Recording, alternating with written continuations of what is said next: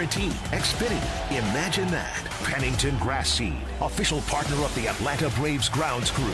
Serve Pro, when disaster strikes, call Serve Pro to make it like it never even happened. Saya LTL Freight, the official freight and logistics partner of the Atlanta Braves. Corona Extra, La Playa awaits. Georgia Power, the official electric energy partner of the Atlanta Braves. IBEW Local 613.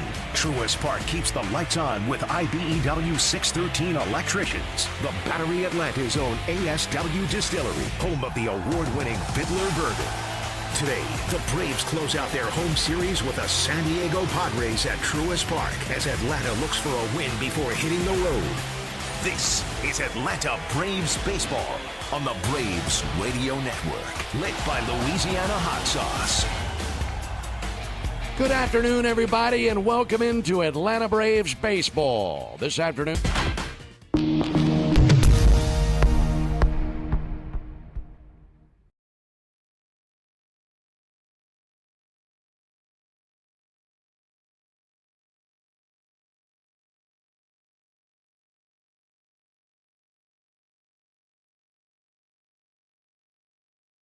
First pitch.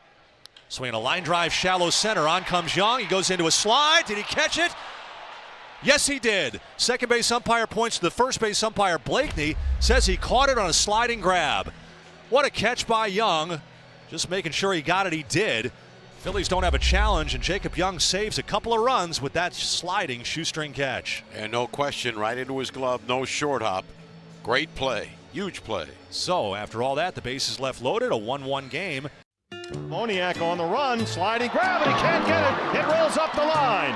Well, a bloop single and now a bloop double. You see him just slip right off the bat. Clean up on base number one. Lourdes throws the pineapple up the line. What is going on down here? Back in the produce section. That's good. How about that? Myers went all the way to the 380 mark. He had that in his glove. Wow. Here's Schwarber. Schwarber grounded out his first time out. That ball's crushed deep to right field. Hernandez doesn't even move. It is long gone. It's off the roof of the pavilion in right field. Kyle Schwarber, his first postseason home run of the year. It's his 22nd of his career. And with a lightning strike, the Phillies tie it up at 1. Well, I would say Kyle's second time through, I like the approach. Wow. Well, the first home run for the Phils this postseason.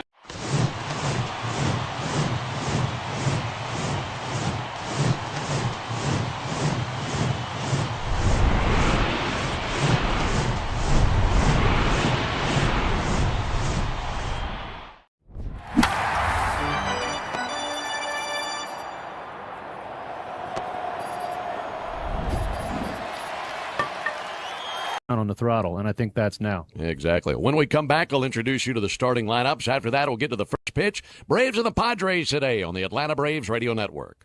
The sweet taste of summer is back, and it starts with real sweet Vidalia onions from Schumann Farms. Just like baseball, Vidalia onions are an all-American tradition grown only in South Georgia. From backyard cookouts to five-star meals, real sweet Vidalias are sweet enough to enjoy raw and versatile enough for just about every dish. And with one onion, that does it all. You're getting real value in every bite. Schumann Farms Real Sweet Vidalia onions in stores now through Labor Day. Make every day real sweet with Schumann Farms. Your life isn't one size fits all, so why would your bank be? At Truist, you get a caring and knowledgeable team that really understands you. You get real talk about real life, tools that help keep you informed, and a plan that keeps you ready so you're confident no matter what comes your way.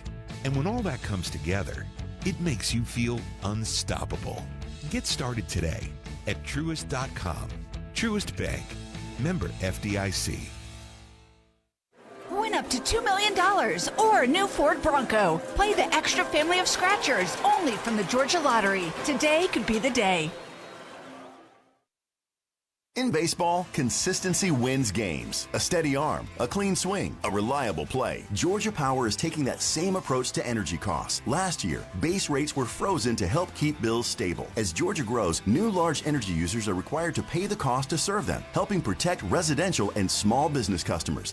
This year, fuel and storm recovery updates were filed that will lower costs starting this June. Reliable energy, more stability. Learn more at georgiapower.com/rate updates. Double down, Braves country. When the Braves hit a double, you get a free McDouble the next day with any purchase in the McDonald's app. 2 bases, 2 patties, 1 dream. Whether it's a laser into the gap or a rocket off the back wall, every double delivers a hot, juicy McDouble. So cheer loud, because this season every 2-bagger comes with a reward of its own. Braves double, you get a McDouble. Exclusively in the McDonald's app. Offer valid through 8/31/26 at participating McDonald's. Valid 1 time per day. Must opt into rewards. Hi. Sorry, did I startle you? When you're used to hearing a certain type of commercial, something like this can, well, take you by surprise. That's kind of how it is with the Lexus RX, a vehicle that has continued to defy expectations for over 25 years. From the first luxury vehicle of its kind, to the first hybrid luxury vehicle, to the only plug-in hybrid worthy of the RX name. We understand you want more than the everyday SUV. And isn't being understood an amazing feeling? Experience amazing at your Lexus dealer.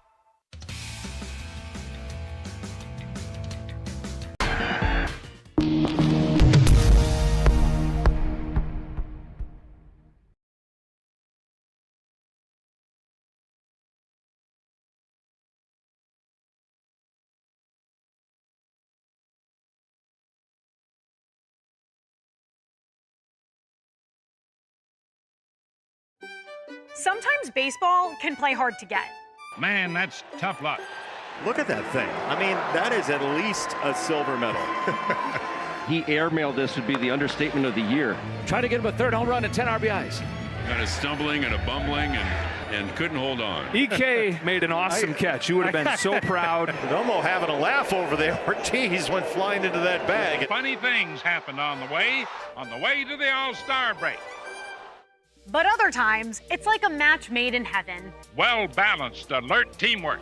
Going out, Cole Everson with a leap, and he makes the catch. Reeled in on a diving grab by Green. Man alive, what a dive. Watson charging hard, dives and made the catch. Out on a spectacular play. Like a kid on a slip and slide on July 4th. Give that man a popsicle. And Varsho makes the catch. How about that? Puedes ser el dueño de grandes momentos del béisbol. MLB Auction te permite participar en la subasta de bates, bolas y jerseys autografiados, con artículos de tus equipos de grandes ligas favoritos, leyendas y jugadores. Visita auctions.mlb.com.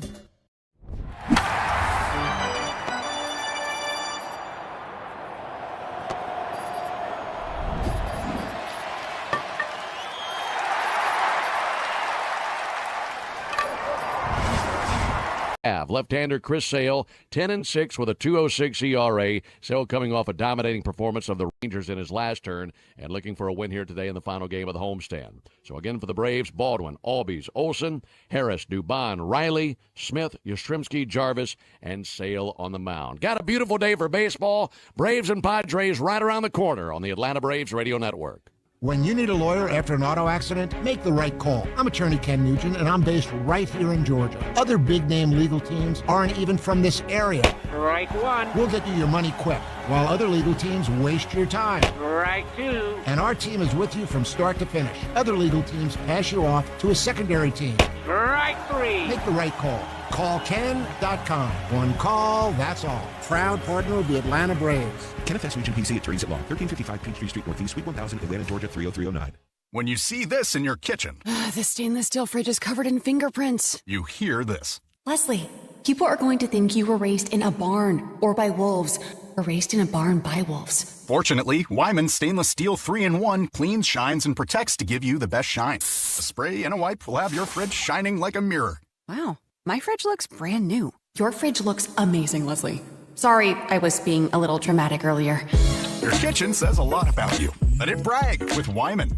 The original Louisiana hot sauce is the official hot sauce of the Atlanta Braves, with a balance of heat and flavor that always hits. Buy you some.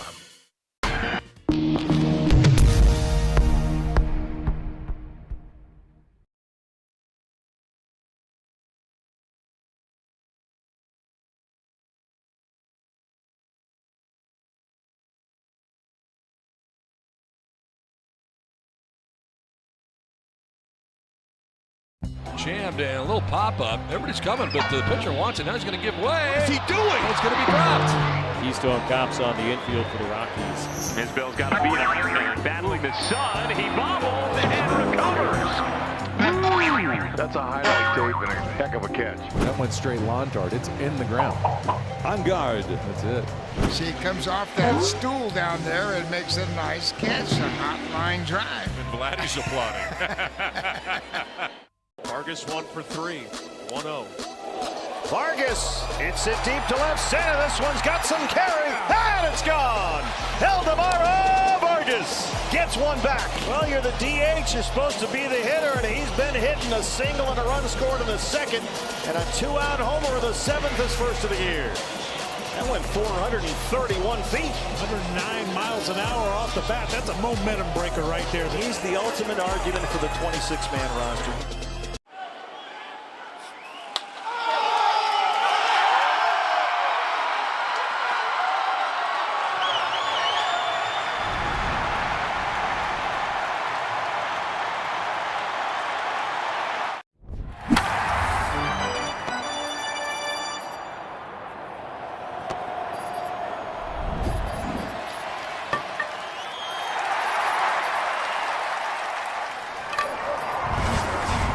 Road trip coming up for the Braves. We're looking to dive into that fresh off a win today against the Padres. Tire Discounters Round Tripper Home Run Promotion offers Braves fans savings on sets of Goodyear and Cooper tires, plus a free alignment and a free oil change with any Ford tire purchase. Learn more at tirediscounters.com/Braves. Braves about ready to spill out onto the field. They're down there in the first base dugout wearing the white uniforms today. White uniform tops, white pants, red lettering, red numerals, outlined in navy, Braves across the chest on top of the red tomahawk. Meanwhile, our visitors from San Diego down there in the third base dugout wearing their brown uniform tops, tan pants, gold lettering, gold numerals outlined in white. San Diego arching across the chests of their brown uniforms. Folks, cash in on the baseball action with Prize Picks, the official daily fantasy sports partner of the Atlanta Braves. Just download Prize Picks. Once you do that, you will use code BRAVES, BRAVES, and get $150 in lineups when you play $5. You must be present in certain states. Visit prizepicks.com for restrictions and details. Quartet of umpires has Doug Eddings behind the plate calling balls and strikes. He is the crew chief. He'll let you know that, too. Mike Malinsky is the first base umpire. Second base umpire is Emil Jimenez, and the third base umpire is Gabe Morales. Umpires in their black polo tops and the gray trousers for this afternoon affair. Braves and the Padres. Braves take the field. Here's a look at the leather for Atlanta. Matt Olson at first base. Ozzie Albies is at second. Jim Jarvis is the shortstop, and Austin Riley is at third. In the outfield, Mauricio Dubon warming up his arm out in left field. Michael Harris jogging out to center field. Mike Yastrzemski on patrol in right field. Catcher is Drake Baldwin, and on the mound, the future Hall of Famer Chris Sale, left-hander out of Lakeland, Florida, 37 years old, 6'6", 180, making his 19th start of the season. He's 10-6 with a 2.06 ERA, just a dazzling ERA. And he's coming off a terrific performance versus the Rangers in his last turn. That was on the 17th. He went 7 innings, no runs allowed, just 2 hits, no walks, 6 strikeouts, earned a win. And while he's been great all year, Darren, he has a ERA of 180 in the month of July. So as the weather has gotten hotter, Chris has gotten hotter. Yeah, I mean, we're running out of superlatives for Chris Sale. You mentioned future Hall of Famer and better than ever at 37 years old. And that's hard to say because he's been so darn good his whole career. Fastball velocity this year, the fastest of his career, better than even 2018 and 2 years ago when he won the 3 years ago when he won the Cy Young. He's so darn good, and we're so spoiled, and I'm so thankful the Braves have him. Is it just the extra days of rest to increase the fastball velocity? How do you do that at 37? I wish I knew, Ben, because you wouldn't be up here with me. I'd still be playing. That's right. Well, Chris has definitely tapped into something, fountain of youth, whatever you want to call it. No runs allowed over his last 10 innings. And that ERA, like I mentioned, really incredible historically. More on that a little bit later in our broadcast. He'll face Fernando Tatis, Luis Rengifo, and Manny Machado here in the top of the first inning. Again, the final game of this 4-game series. Braves won game 1, 3-2. Padres won game 2, 8-3. And then the Braves won last night, 7-6. And this will be the final meeting between these two teams here in 2026, unless they were to somehow meet in the postseason. Fernando Tatis, who has 4 hits, including a homer in this series, climbs in. Chris Sale digging around out there on the mound. Tall, lean lefty, ready to go to work. Gets the green light from Doug Eddings. Final game of the series. And now for the ball game. First pitch is a called strike. Fastball 98. That went crackling across the inside corner. And nothing in one on Fernando Tatis. Time of the first pitch, 12:17 Eastern at 11:17 Central. 85 degrees and mostly cloudy skies in Atlanta. Tatis swings and misses. Fastball 97 from Sale. The time of the first pitch brought to you by Schumann Farms. Look for real sweet brand Vidalia onions from Schumann Farms in a store near you. Chris way ahead of Tatis, 0-2. Lefty ready to bring it. Here it comes, and he misses a little bit low with a backdoor slider. For Sale, the Braves have gone 11-7 in his starts this season. And he's seeing the Padres for the 7th time in his career. Never lost to San Diego. 1-2 to Tatis. 2 to Lou. He swings and misses at a slider. Went flailing after that one. First strikeout of the game for Sale. And that is our Gas South bringing the Heat strikeout. Just like Chris Sale, Gas South is bringing the Heat with no deposits, no hidden fees, and simple natural gas rates. How about this arsenal for Chris Sale? It's a classic, 4-seam slider. That's the main attraction, but also mixes in the changeup and the sinker, using both of those pitches more this year and very effectively so. One down for Luis Rengifo, and he swings and gets a piece of a first pitch fastball and fouling it off 0-1. How about this, Darren? Since 1912, we mentioned that ERA for Sale coming in today at 2.06. Since 1912, only 4 other 37-year-olds have matched Sale's ERA through their first 18 starts of a season. Dutch Leonard in 1948, Phil Niekro in 1984, Roger Clemens in 2005, Justin Verlander 2022. That's a very rare class of pitchers to be able to do that at that age. Usually you're starting to decline in performance. 0-1 to Rengifo, out on the front foot, swinging and missing at a slider, 0-2. And if you take away his one really poor start at Anaheim, I mean, we're talking the Cy Young frontrunner, even though Jacob Misiorowski is having a historical year up in Milwaukee. So Chris Sale is certainly in that race still. Yeah, I agree with you. No score in the top of the first inning. Looking for back-to-back strikeouts. 0-2 to Rengifo, and he gets him swinging right over the top of a slider. Back-to-back strikeouts for Sale. I saw a piece put out this week that said, does Misiorowski and Schlittler have the Cy Young Awards wrapped up? And I'm thinking to myself, there are 60-some-odd games left in the season. And those two guys are your front runners in each league, no doubt about it. Yeah. And probably the odds-on favorite. But I wouldn't give up on this guy by any means. Misiorowski, so young and inexperienced. Anything could happen to him. Manny Machado takes a slider for a called strike. It's something we're seeing here in the first inning. Doug Eddings does favor pitchers' big strike zone. And Chris Sale, the wily veteran, knows how to exploit that. 0-1 from Sale. Missed up and in with a fastball, 1-1. Manny Machado, a 202 hitter for the season, but you wouldn't know it by watching the games he's had versus the Braves. 22 home runs on the year, and a handful of them against the Braves this season. 1-1 from Sale. Fouled back, 1-2. And there's not too many guys that can say they have good numbers against Chris Sale, but Manny Machado is one of the few. 357, 10 for 28 with a home run and 3 doubles. If you have good numbers against Chris Sale, that means you're pretty good at baseball, and Manny's been good for a long time. Yes, he has. 1 ball and 2 strikes. Sale kicks and brings it. That's sliced down the right field line, a base hit. Manny Machado with a 2-out single. He jogs down to first base. Honestly, I hate any time the Braves face Manny Machado just because I love watching him play so much. He's such a terrific talent, been a great talent for a long time. Always hurts the Braves, but whether it be at the plate or in the field, a great ball player to watch. Yeah, certainly. Highlight reel defender, smart hitter too, and that hit was a perfect example of that. Not trying to crush it, just looking to hit it hard to the right side and get on base. He's aboard for Ty France, takes a fastball for a called strike. Sale in his 16th season in the big leagues. He's been an all-star 10 times in 16 seasons. And after his 2 strikeouts in this game, he has 2,704 career Ks. That's 27th all time. France takes a ball outside. He's currently 69 strikeouts back of Frank Tanana for 26th place. And today he is making his 412th Major League appearance and a career record of 155 wins against 94 losses and a career .296 ERA. 1-1 to France. Sent foul into the second deck along the first base line. We're telling you how Sale has fared very well against the Padres in his career. He hasn't faced them since last year. He hasn't beaten them since 2024, but 4-0 against them in his career.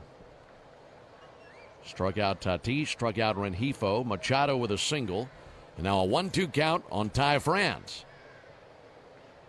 France 4 for 14 in the series. He was 0 for 5 last night and saw his 9-game hit streak come to an end. Sale's 1-2. High and outside, 2 balls and 2 strikes. That fastball 98. Throwing a lot of strikes early, 15 pitches, 11 strikes. And he'd love another swing and miss to keep him quiet in the top of the first inning. Sale set right at the belly. His 2-2. France surrenders. He swings and misses at a slider. Yes. That ends the top of the first inning. Sale strikes out the side in the top of the first. We go to the bottom of the first inning. Padres nothing, and the Braves coming up when we come back. What's up, Braves fans? Swing into action this baseball season with Prize Picks, a proud partner of the Atlanta Braves. Prize Picks started in Atlanta, so you know we had to show some love for the home team. Plus, it's the best app to make all of your sports picks. Download the Prize Picks app today, use code BRAVES, and get $150 instantly in lineups if you win your first.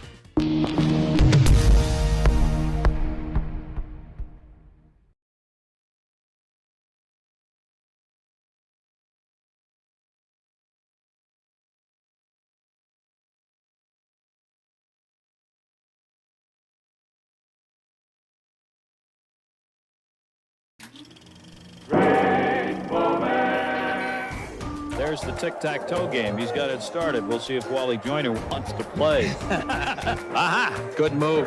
Good move, Wally. That's a good move. It's a block by Lyons. Joyner now. He's going to the bottom left corner. This is Steve Blanche. He put 2 X's in on 1 turn. For the victory. Now he tells him, I cheat.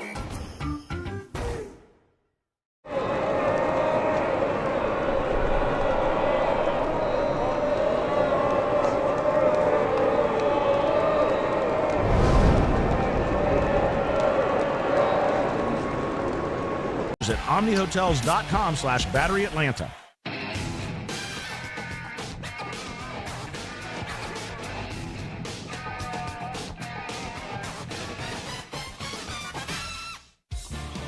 Alongside Darren O'Day and our producer-engineer Jonathan Chadwick, Ben Ingram here with you. We go to the bottom of the first inning, no score.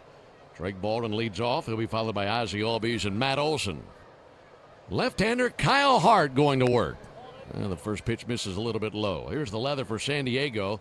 Ty France is at first base. Jake Cronenworth is at second. Xander Bogaerts the shortstop, and Manny Machado is at third base.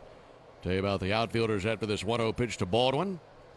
Here it comes from the lefty Hart, and he swings and it's a fly ball towards deep left field. Going back, Rengifo circles off his route, backpedaling, makes the catch shy of the warning track. And 1 down in the first inning. Luis Rengifo in left field, Jace Bowen in center.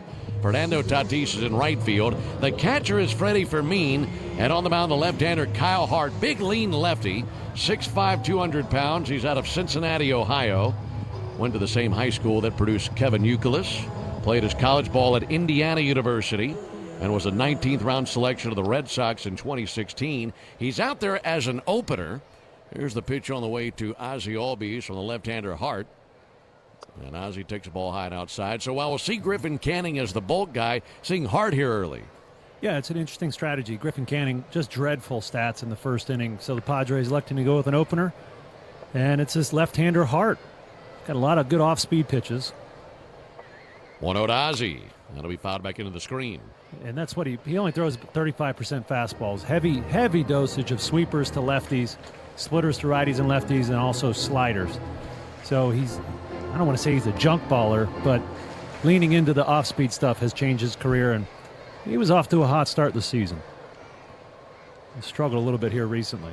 He did work the other night in Game 1, pitched 1 inning. 1-1 pitch and a fly ball towards right center field. To his left, Jace Bowen. He's there. Center fielder has it, and 2 down in the bottom of the first inning. Altogether this season, Hart 0-2 with a 5.66 ERA. This is his 26th appearance, and the second time they have used him as a starter.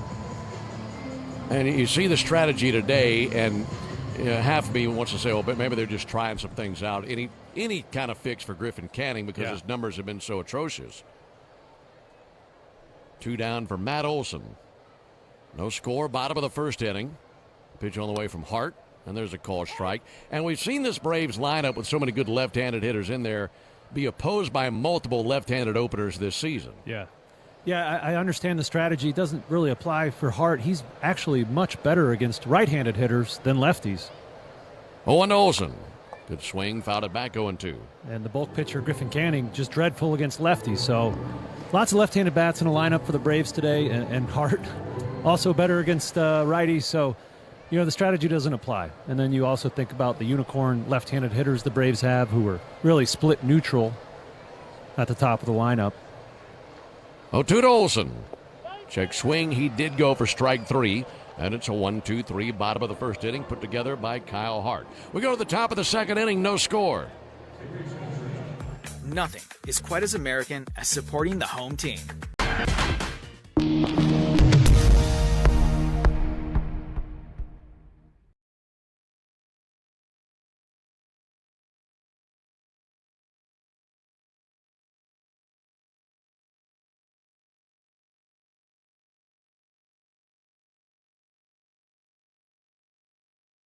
Kevin Gausman was outstanding against the A's last night. Dylan Cease will try to do the same. Cease was brought on board to not just help lead this rotation this season, but also into the Blue Jays' future. Just swing and a miss to retire the side. Cease gets Soderstrom.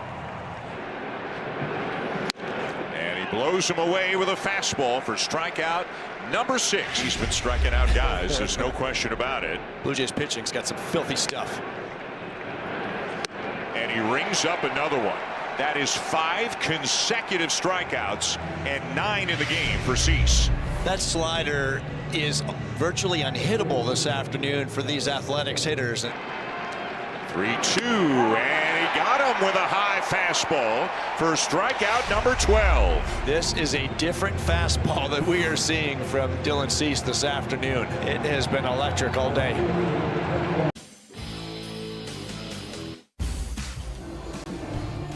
Top of the second inning here in Atlanta, no score. Chris Sale will be facing Bogart, Sheets, and Fermin in the top of the second. Struck out Tatis, Rengifo, and France in the first inning. Folks, the original Louisiana hot sauce keeps the flavor bases loaded with 3 simple ingredients: peppers, vinegar, and salt. And flavor that always hits is exactly why the original Louisiana hot sauce is the official hot sauce of the Atlanta Braves. That's Louisiana Hot. Buy you some. Pitch to Bogarts, missed inside with a slider. 1 ball and no strike. Saw plenty of hot sauce out of Chris Sale in the first inning. He was hitting 98 with that fastball. Xander Bogaerts, 2 for 10 in the series. Takes the ball low and in, fastball 96. Final game of the homestand. Braves off to Baltimore after this game. Meanwhile, the Padres head down south to Miami. That'll be the final stop on a 3-city road trip that started in Kansas City for them. 2-0 pitch, nailed down the inside corner with a fastball, 2-1. Chris Sale, the man out of Florida Gulf Coast University. 13th overall selection of the White Sox in 2010. A Cy Young on his mantle. 2-1 fouled off over the Braves dugout. 2 balls, 2 strikes. You know, of course, the trade deadline coming up. And it's no secret the Braves will be certainly shopping in the aisle of starting pitching. It's an expensive aisle, buddy. It's a crowded aisle, too. It is. Everybody in the supermarket's got a buggy on that lane. There's a fly ball to center. Michael Harris going to come in. So is Mike Yastrzemski. This will be Mike's ball as that kind of carries more to right center. And 1 down in the second inning. But I think what you start thinking about is, okay, you know who your number one is. Mm-hmm. And if you're going to be a playoff team, that's the first question. Second question is, who's your number two? And that's potentially someone that's not even in the organization right now. Yeah, I think as a Braves fan, you hope there's somebody new, some playoff-proven starter out there that Alex Anthopoulos can swing a deal for. The team has certainly earned the right to be upgraded. They've played very well thus far. Gavin Sheets, the batter, and a ground ball up the middle that finds a hole right past a diving Jim Jarvis. And a one-out single out of Gavin Sheets. How much do teams talk about that in the clubhouse where they're thinking, okay, guys, we got to go out there this stretch, 2-week stretch, 3-week stretch leading up to the deadline, play our best ball so we can be rewarded with some reinforcements? I would say, just in regards to the trade deadline, you don't talk about it much openly, but you might in small groups, right? Because if I'm hanging out with a couple starters, I'm not going to talk about, hey, we need somebody to replace you. In small groups, you might talk about it more, out to dinner, off the field. Freddie Fermin with a fly ball to left field. Mauricio Dubon went out, now comes in, sprinting in, and he can't get there. Just couldn't read it. Right as that pitch was being delivered, the sun came out from behind a cloud, and he started back. I just don't think he ever saw the thing. Yeah, that's an odd play from such a skilled defender. Padres swinging early here. They don't want to get deep in the count and have to see that Chris Sale slider. So a single up the middle by Sheets, then a ball misread by Dubon for a single by Fermin. Here's Jace Bowen. He shows bunt, takes a ball outside. But the players are all very aware of where we are in the season, and that they're hoping for upgrades. I mentioned before, when you're on a team that's selling, it's crushing, it's devastating, and you still have a long way to go to finish the season out. 1-0 to Bowen, and he skies it. Shallow right, coming in Yastrzemski, going out Albies. This is Ozzy's ball. He's got it for the out. Not the easiest day to look up and find a high pop-up. Fortunately, the cloud cover is over the ballpark right now as that sun just went and played hide and seek with a cloud a moment ago. So 2 down for Jake Cronenworth. And a complicating factor of the trade deadline is also team chemistry, right? It's the one thing we can't quantify in baseball yet. And Alex Anthopoulos does a good job of considering that. What kind of personality am I adding to the team? Who am I subtracting? Jake Cronenworth, check swing, fouls it off. And when you add good players and good people, it's so much wind in the sails for the rest of the guys. Yeah, that part doesn't show up on the baseball reference page, does it? No, it doesn't. And some GMs, A.J. Preller, Padres, he just wants talent. Not too concerned about if you're a good citizen or not. No score in the second. Runners at first and second. 0-1 pitch came inside and hit him. That was a sinker at 98 that got the thigh, it appears, of Cronenworth. That'll load the bases. So of the 3 men aboard, only one with a true base hit. Of course, there was a base hit by Fermin, but it was lost in the sun. And now Cronenworth hit by the pitch, so they're loaded for Tatis. And I can assure you that was not on purpose. Cronenworth 0 for 10 with 6 strikeouts against Sale. So that's somebody he's dominated in the past. So now he's surrounded by Padres. Tatis 0 for 1 with a strikeout. He's trying to give the Padres the early lead. Sale back to work. And a first pitch slider in there, a beauty. Finesse slider that time over for a strike, 0-1.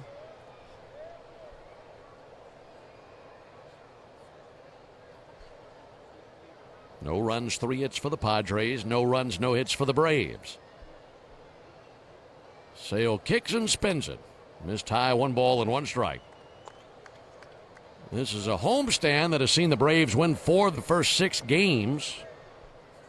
They've outscored opponents 42-29 in this homestand.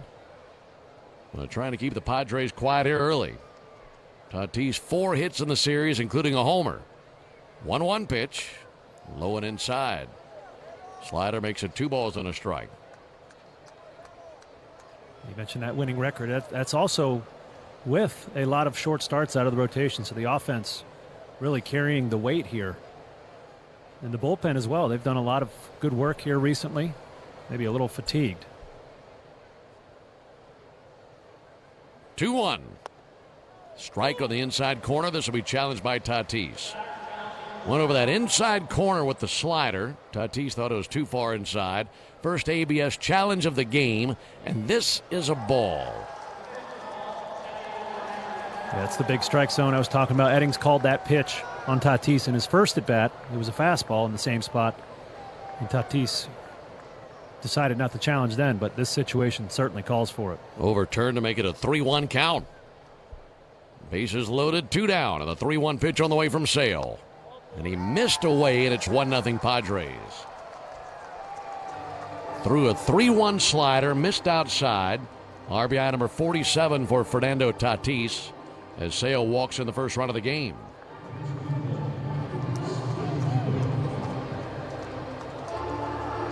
RBI the easy way for him. Here comes Luis Rengifo. Rengifo 0 for 1 with a strikeout. There's a called strike on the outside corner. No one feels worse about that ball 4 than Mauricio Dubon right now. Lost that ball in the sky a few batters ago. 0-1 to Rengifo. In the air down the right field line, slicing foul. Got an 0-2 count on him. If that catch is made out in left field, the next batter, Bowens, pop out into the inning. But that wasn't the case, and now Rengifo is the third batter to come to the plate since that second out was recorded. 1-0 San Diego. Sale about to bring his 35th pitch of the game. Southpaw brings it, and that'll loop into right center field, down for a base hit. This will drive it a couple of runs. That plates 2 runs on the single by Rengifo to make it 3-0 Padres. Fermin and Cronenworth both come across. Tatis goes first to third, and a very angry Sale just fires that ball over to the screen by the Braves dugout. Yeah, I can understand his frustration. That's a ball Mauricio catches 999 times out of 1,000. And the only time we've really seen Chris Sale lose control of a game this year is in a situation like this, where he's frustrated and he starts overthrowing. I'm hoping he's taking a moment to refocus, facing a very dangerous Manny Machado here. 3-0 Padres in the top of the second. Sale brings it to Machado. Swing and a miss on a first pitch fastball at 99. That was an angry ball right there.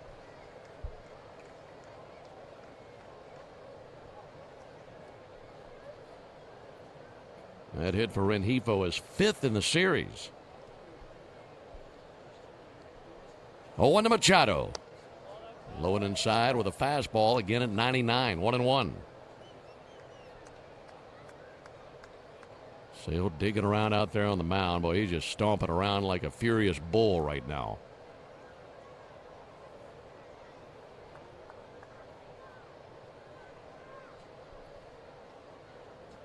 One. There's a called strike. 1-2 on Machado. Chris, a tug of the cap, blows on his hand.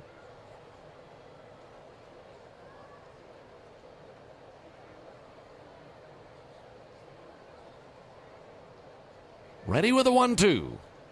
Low and inside with a slider. 2 balls and 2 strikes on Machado. Really tough third out. And I don't care where a team is in the standings, you just can't afford to give them extra outs.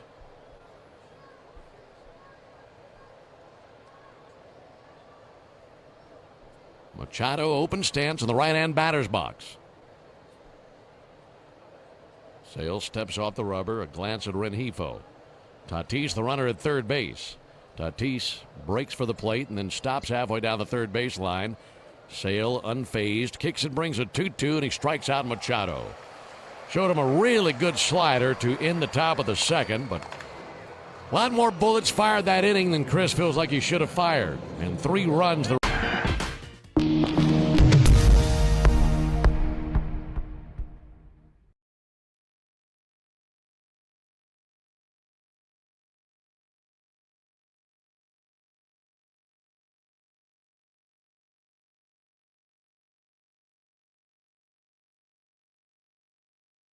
All your favorite games from MLB Play are back, bigger, bolder, and better than ever. Test your skills with daily puzzles like MLB Pickle, the Ultimate Mystery Player Challenge, and Immaculate Grid, where stats and strategy collide. Then in Spinball, build your roster, take on your friends, and compete for the weekly prize. Or be the first to beat the streak and hit your way to the $5.6 million jackpot. Plus, the all-new Daily Walk-Off. Lock in your players by category for the walk-off win. The game's official home for games is MLB Play. Only on the MLB app and MLB.com.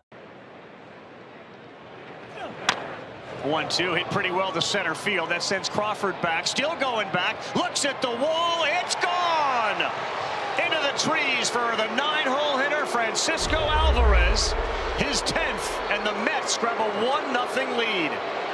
You look at a kid that has improved his mechanics year after year, and this year it has shown and continued to do it today during batting practice, trying to stay up the middle.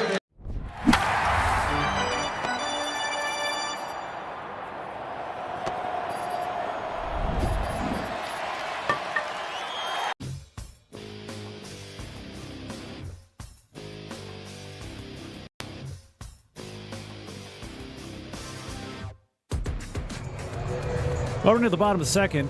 Padres leading at 3-0. Kyle Hart goes just 1 inning, 1 strikeout, 3 very quick outs. On to relieve him and be the bulk guy, right-hander Griffin Canning.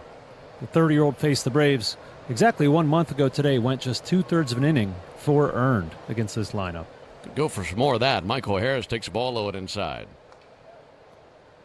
And a really rough ride for Canning, but he's got a 3-run lead. Michael Harris, Mauricio Dubon, Austin Riley of the Braves in the bottom of the second inning. Righty Canning ready to spin it. And Harris hammers it. Deep right field to the chop house. Forget about it. Wow, what a display of power. Michael Harris with a home run. That went right into the chop house. Braves on the board, and the first batter that Canning sees, he sees one fly out of here, and he's probably thinking, here we go again. Oh, yeah. Yeah, welcome to the game, Griffin Canning. 420 feet off the bat of Michael Harris. That is his 19th home run of the year. That was right in his nitro zone, and he didn't miss it. So now a 3-1 game. Here comes Mauricio Dubon.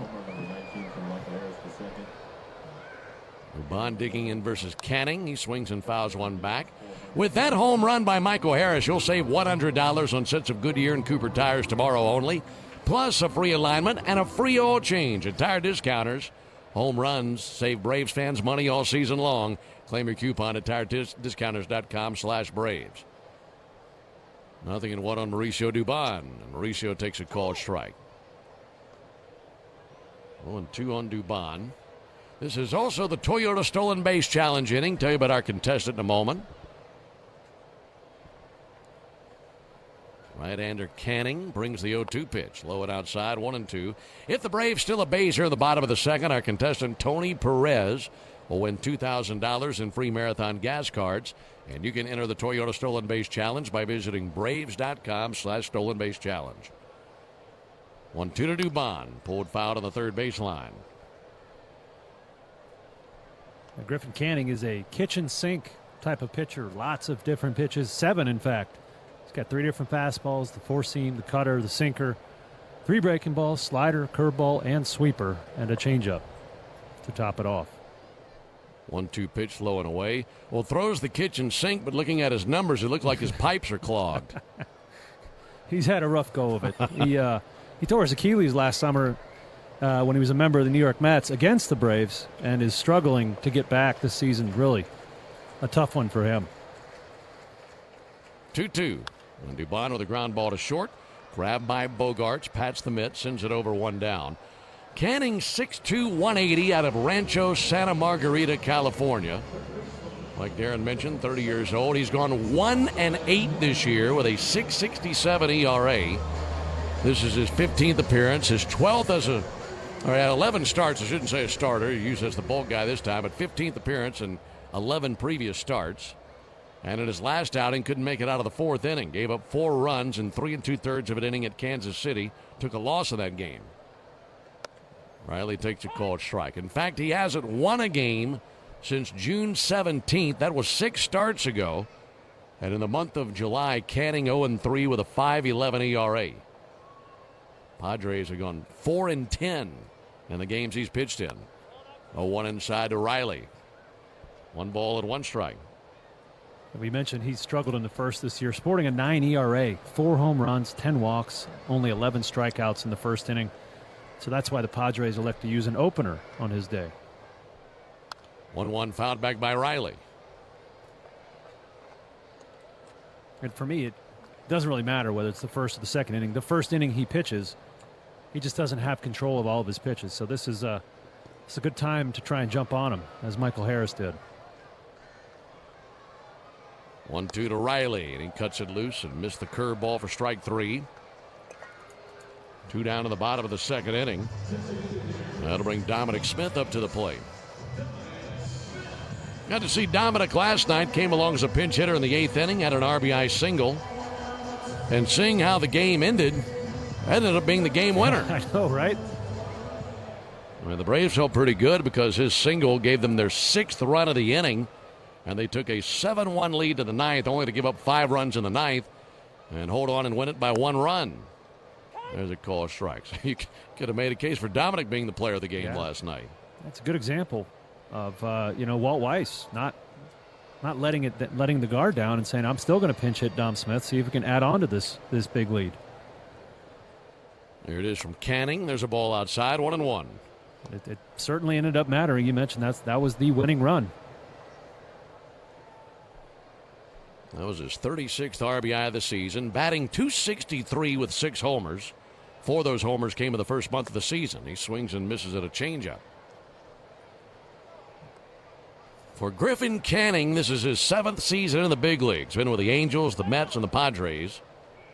He was actually briefly a Brave in the offseason a couple of years ago. He was traded to Atlanta in October of 2024 for Jorge Soler, and then non-tendered by the Braves, became a free agent, went to New York. 1-2 to Smith, and a chopper to second base. That Kangaroo's out there to Cronenworth, throws to first base, gets the out, and that ends the bottom of the second. But the Braves on the board, a home run by Michael Harris. We go to the top of the 3rd inning, 3-1 Padres. Hey, Braves fans, Snit here for Gas.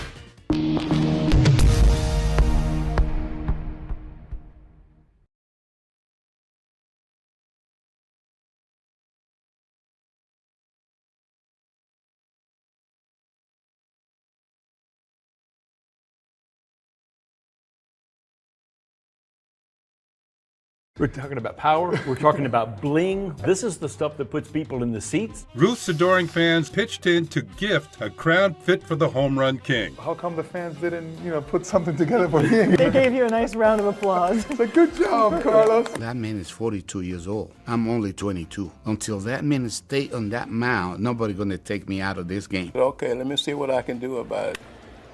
Right now, I feel like I can go over there and go placata right now on the field just because I held this batter, Willie Mays. I'm not giving it back to you. You need You're it not back? gonna get back. Okay, you can continue talking. And you're just going to hold on to it? Yeah. Hammer and Hank became baseball's all-time home run king. Hank Aaron flipped the bat, pointed to the outside, and said, "Placata." Every single Triple Crown winner has been inducted into the Baseball Hall of Fame. So it looks pretty good for Miggy. Just saying. Go to baseballhall.org to plan your visit to the National Baseball Hall of Fame and Museum in Cooperstown, New York, and catch every episode of Hall of Fame Connections on MLB.tv.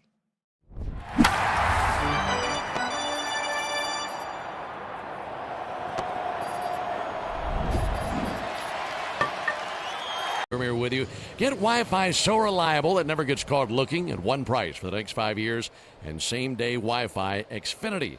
Imagine that. Shade covers the field. Mostly cloudy skies here at the ballpark. Little breeze in from right center. Ty France takes a called strike, 0-1. Braves have gone 2-4 against these Padres this season. Swept against the Padres out in San Diego in June. But a win today, and the Braves could take 3 of 4 in this series here in Atlanta. 0-1 to France. That'll be swung on, missed.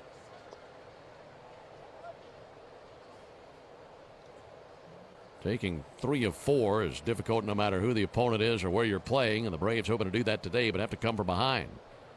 0-2 on Ty France. Sale has 4 strikeouts in the game. Misses high there, 1 ball and 2 strikes. You think about this ballpark's history. Of course, we opened this place up back in 2017. And the first regular season game in the history of Truist Park was against the Padres. There's the 1-2 pitch on the way to Ty France. Check swing did not go. 2 balls and 2 strikes. That was April 14th, 2017. Braves won the game 5-2. Julio Teheran was the winning pitcher in the first ever regular season game in this ballpark. 2-2 pitch. Got a piece of it, fouled it back. First hit was a single by Ender Inciarte, who that same inning scored the first run in the ballpark's history. But here's the funny part. The first home run ever hit in this ballpark's history, Ender Inciarte hit it in the 6th inning against Craig Stammen, manager of the Padres. 2-2 pitch, that'll be fouled back. So Craig Stammen gave up the first home run in the history of this ballpark. I'm sure he remembers that, too. Ender put it in the chop house. Fitting that the first home run in the history of this ballpark went to the chop house. 2-2. That'll be sent foul over by the Padre dugout.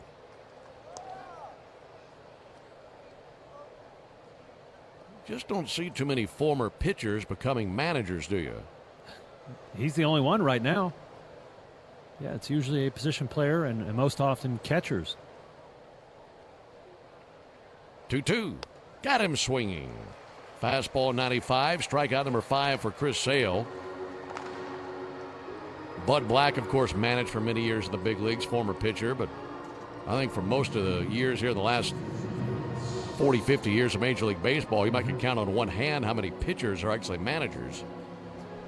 And that's funny because most of the job now is managing the bullpen. Great point. You know, handling the media is a huge proportion of your work, and then the bullpen. Xander Bogaerts takes a ball inside. Probably the second biggest responsibility of a manager in franchise with his pitching coach. Yeah, I would. Well, I was a pitcher, right? So I would love to see more pitching managers. 3-1 Padres. Here's the 1-0 pitch. Bogart swings and misses 1-1. Well, with the game evolving in that direction where more and more pitchers are used a game, and starters are going fewer and fewer innings, maybe that's a trend you see one day. I hope so. 1-1 pitch. Check swing. I thought he went. The appeal, he did go. Mike Malinsky, first base umpire, confirms that. 1-2. 3 runs on 4 hits for the Padres. 1 run on 1 hit, a homer by Michael Harris. Here's the lone Brave run. 1-2 to Bogaerts. Missed low with the slider. 2 balls and 2 strikes on Xander Bogaerts.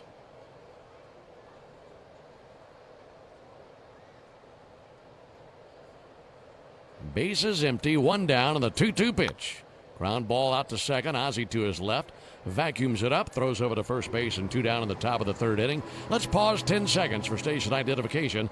This is the Atlanta Braves Radio Network.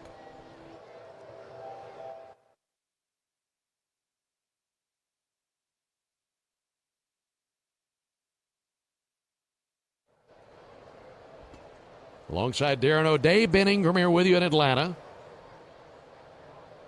Padres leading 3-1 over the Braves. 2 down for Gavin Sheets, who singled and scored last inning. Takes a ball low and inside.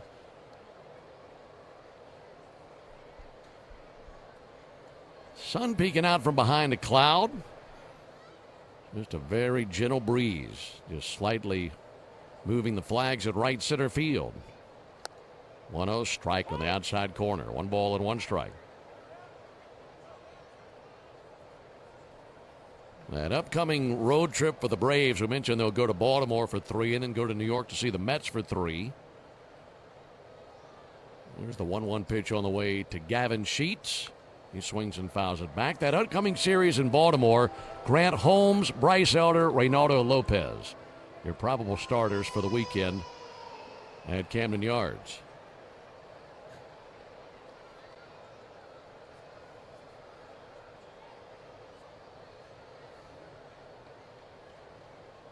1-2 to Sheets.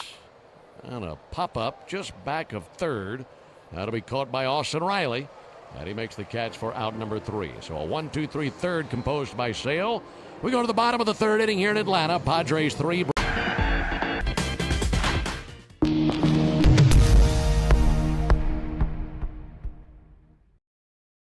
the ground and backing up. Bichette.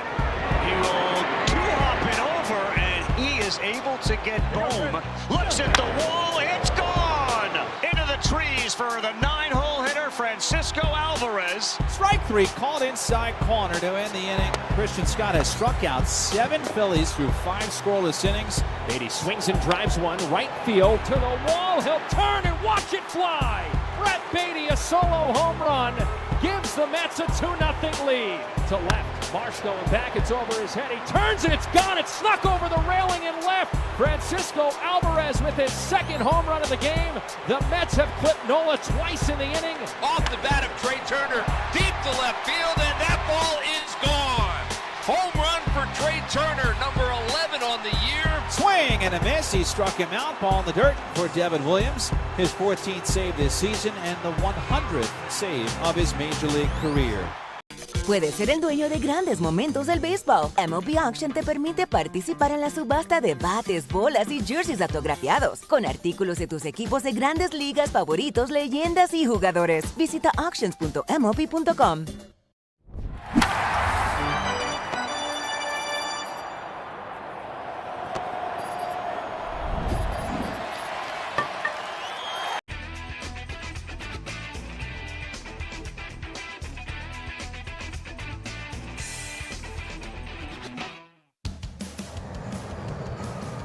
Padres 3, Braves 1 into the bottom of the third inning. Going to be Yastrzemski, Jarvis, and Baldwin. Out there for the Padres, Griffin Canning. Remember, he came on last inning as he's the bulk guy. Gave up a home run to Michael Harris.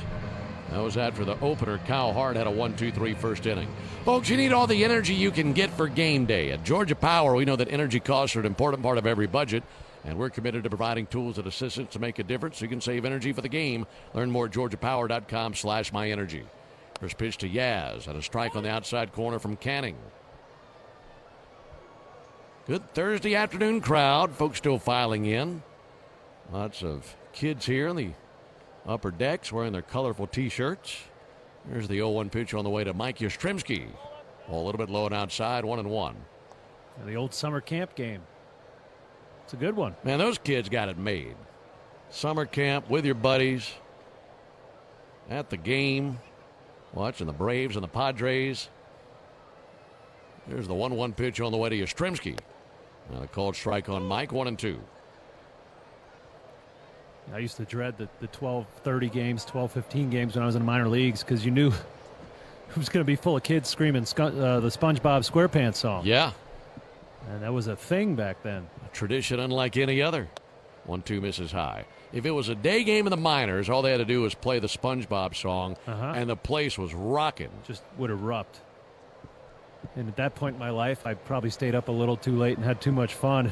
It was not what I wanted to hear that early in the morning. There's a 2-2 pitch, and Yaz fouls it back. Of course, I played in the Patriots. I think it's the Patriots Day game in Fenway. Yeah. Where it's even earlier. I want to say it was like 11 o'clock, 11:30 start. And that was so early, a lot of their players just stayed in the clubhouse and slept at Fenway. So they didn't have to get up too early. 2-2 swung on, missed. Yastrzemski strikes out, one down here in the third inning. I remember one place in the Southern League when I was broadcasting there, Jackson, Tennessee. For day games, they'd had all the campers come in. And down the right field line, there was room there with a berm where a fire truck could pull in, and they would just blast the water cannons. And they would just run during the game and just soak down that grandstand down the first base line, and the kids were loving it. There's a called strike. So we got a baseball game going on. We got kids playing in the fire hose. It was amazing. That sounds like a good time. 0-1 to Jarvis. A little tapper up the first base line and foul. 0-2.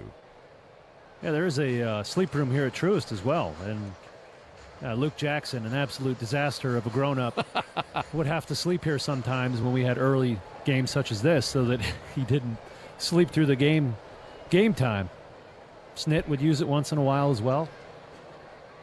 There's the 0-2 to Jarvis. Misses high and outside. Is it pretty dark in there? Oh, it's wonderful. I mean, science is now showing that naps can be very beneficial, especially for athletes and guys that change time zones. So a lot of teams are putting in sleep rooms now. There's the 1-2 pitch on the way to Jarvis. Sent foul. Any chance we could get a sleep room up here in the press box? Buddy, I would use it. Not every day. But, yeah, once J-Chad starts talking, I just start nodding off. Yeah, I don't know what nap time. it is. No, I'm right there with you. I'm a big believer in naps. Probably catch one on the plane after the game. Here's the 1-2 pitch on the way to Jim Jarvis. Jarvis swings and misses at a changeup down. Canning has found his groove. Back-to-back strikeouts in the third inning. He has 3 strikeouts in the last 4 batters he's faced.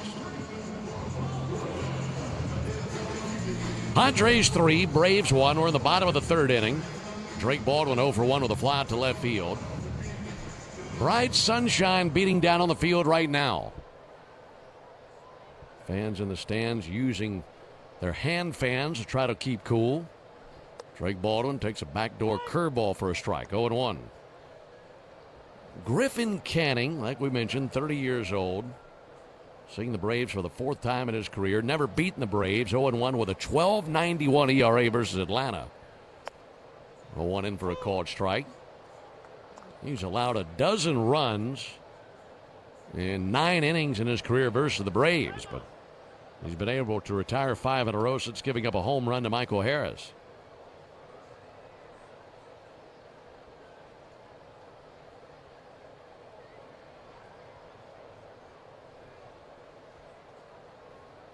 Long pause by Canning. 0-2 pitch. Missed away. 1 ball and 2 strikes. Canning out of UCLA. He was a second-round choice of the Angels in 2017. And like Darren mentioned, last June ruptured his Achilles at a game against the Braves when he was pitching for the Mets. That was a game in New York. 1-2 liner right back to Canning. He lobs over there to first base. And that ends the inning. So 1-2-3 third. We go to the top of the 4th inning. 3-1 Padres. Are you passionate about healthcare? South College. The MLB app. Yeah, it's got game. This game. These games. All the games. Pre-game. Post-game. And everything in between. This is baseball your way. With real-time stats, scores, breaking news, and custom content that hits every time. Because you choose the teams and pick the players you want to follow. So when they catch it on the field, you catch it on the app. First pitch to Ortiz. Swung on, line towards left. Long run for Ewing. He dives and he made the catch. Ewing went back, and in left field, he's looked terrific. He shouldn't be sneaking up on anybody, right? I mean, he's an all-star, 10 wins, his ERA below 3. And no matter where the game is played, no matter what lineup he's facing, he does his thing. Abrams hits one high and deep out to right center. After it is Troy Johnson. Way back it goes and out of here. And he's got 4 in his last 3 games. Leo Jimenez grabbed it right next to the third base bag. He tapped it with his right foot, fired to second for out number 2, and on to first in plenty of time to get Altuve for 3. 474 feet for Fernando Tatis Jr.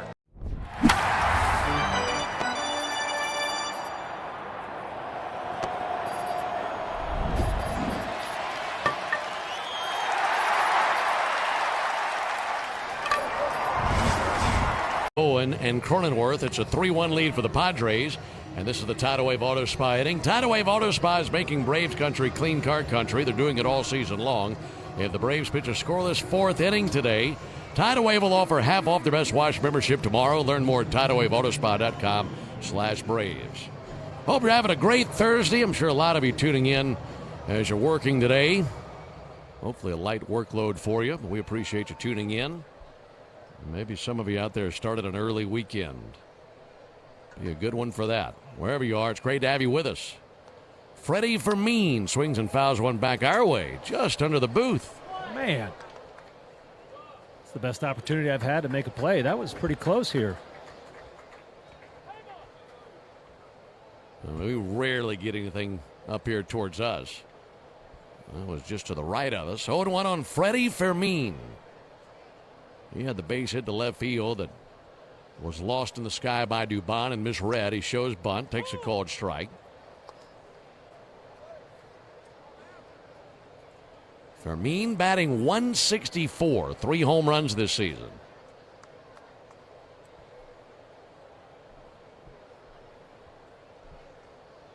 Oh, 2 from Sale. Missed outside. Well, the Braves in this homestand, like we mentioned, 4-2 to this point through the first 6 games of this 7-game homestand. They belted a dozen home runs this homestand, including a homer by Michael Harris in the 2nd inning of this game. 1-2 to Fermin, pulled foul. It's the railing of the Padres dugout. Braves have turned 9 double plays this homestand. And into today, the Braves with a 4-game lead in the division. Largest lead the Braves have enjoyed since June 27th. That was 4 weeks ago. They've been right around 2- and 3-game leads for the last month. 1-2, zapped him. Swung on at a fastball, tipped it into the middle of Baldwin. Another strikeout by Sale. He has 6 in the game and 1 down here in the 4th inning. Braves could pick up a half game on the Phillies today with a win. Phillies off today. They've got the Yankees coming to town for the weekend, and they go to Miami and Baltimore on their next road trip. Braves in a stretch of 17 straight coming out of the All-Star break. Won't have an off day until August 3rd. Chase Bowen swings and tips one into the mid, 0-1. Yeah, that long stretch of games, something to keep in mind. When I think of long stretches of games, I think about the health of the bullpen. And these short starts recently have been putting some stress on them. We'd love to have a good one out of Chris here today. 0-1, popped up towards foul territory and into the seats down the right field line. That's why that 2nd inning is so frustrating. Because he faced, what do you say, another 3 or 4 batters more than he should have? 15 more pitches, 3 runs. And I'm kind of grumpy since then because we love it when the Braves win. So I'm having a hard time letting that go. Well, as a former pitcher, I don't blame you. I mean, if a ball's got to be caught, ball's got to be caught. Here's the 0-2 pitch on the way to Jace Bowen. Sale fires, and he's got another one. Swung on and missed at a slider. 7 strikeouts for Chris. Yeah, that's one way to do it, right? Tough day to see fly balls. Let's just strike every batter out and not have to worry about defense. Well, it'd be frustrating no matter what's been going on with a team, but when you're having a difficult time getting starters deeper in games, one inning like that really stands out. I'm sure it gets under your skin as a former pitcher. 2 down for Jake Cronenworth. Strike on the outside corner, 0-1. And Sale was so efficient in his last start against the Rangers. 7 innings, just 89 pitches. Could have come back out for the 8th. And arguably his best start of the season, most efficient for sure. And I was hoping to see more of that here today out of Chris Sale. 0-1 just missed away with a slider. 1-1 on Cronenworth. 3-1 Padres, top of the 4th inning. Cronenworth hit by a pitch, scored a run in the 2nd. He's late, swings and misses at a fastball coming in at 98.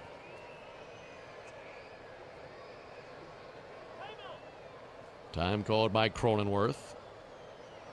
32-year-old veteran out of St. Clair, Michigan. Sale looking to strike out the side. 1-2.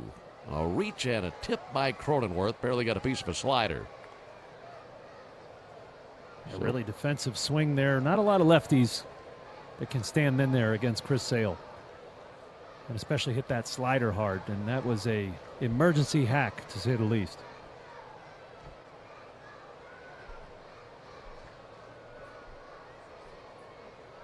Ready with a 1-2. Sale brings it. And a comebacker stabbed on one bounce by Chris. Underhands it to Olsen. Down they go in order in the top of the 4th inning. Good reflexes by Chris Sale. We go to the bottom of the fourth, 3-1 San Diego. What's up, Brady? It was a defensive play so iconic that we simply call it the catch. This is the glove Willie Mays had when he made that catch. This is great. Oakland pitcher Dave Stewart was named the World Series MVP. It really comes from like the kings of Siam would give their courtiers white elephants, which were sacred animals. They need to know this story. That's amazing. Nobody could steal a base like Ricky. I'm the greatest of all time. Thank you. So imagine making steals in these stuff. So these are tie cubs. These are tie cubs. So what I want to know is, were they ever swabbed for the DNA of opposing pitchers? Roberts is no stranger to stolen bases himself. That's what makes it special, is that everybody knew he was going to steal. Roberts is going. Safe. You know what they say, one great play deserves another. Go to baseballhall.org to plan your visit to the National Baseball Hall of Fame and Museum in Cooperstown, New York, and catch every episode of Hall of Fame Connections on MLB.tv. All your favorite games from MLB Play are back, bigger, bolder, and better than ever. Test your skills with daily puzzles like MLB Pickle, the Ultimate Mystery Player Challenge, and Immaculate Grid, where stats and strategy collide. Then in Spinball, build your roster, take on your friends, and compete for the weekly prize. Or be the first to beat the streak and hit your way to the $5.6 million jackpot. Plus, the all-new Daily Walk-Off. Lock in your players by category for the walk-off win. The game's official home for games is MLB Play, only on the MLB app and MLB.com.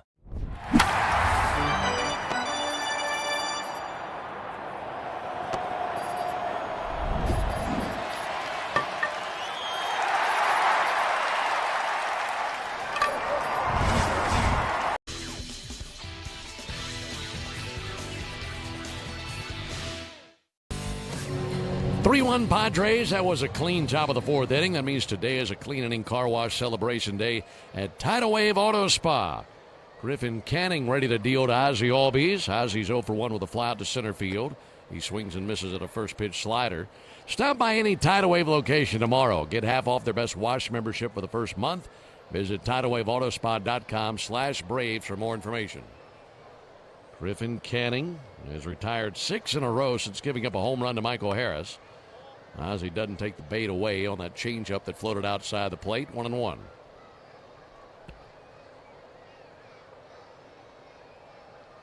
Only one other game underway right now across Major League Baseball. Ozzie sends one foul. So with just 5 games scheduled today across Major League Baseball, and only 2 taking place as day games, might have some folks tuning in today who aren't normally listening to the Braves or even Braves fans, but just want to hear a game. And great to have you aboard with us today. Here's the 1-2 pitch on the way to Ozzie. High fly ball to right. Hit it pretty well. Going back to the bricks, and that's going to get out of here. Homer by Ozzie Albies. A majestic shot to right center field just did clear the bricks. Second home run for the Braves, and it's now a 1-run game. That makes it 3-2 San Diego as Ozzie belts his 16th homer of the season. Yeah, Canning looked pretty sharp last inning. A lot of swings and misses. That was a sinker right at the top of the strike zone up. Ozzie swings that big bat. He knows if he barrels it up, it's got a chance to go, and it did.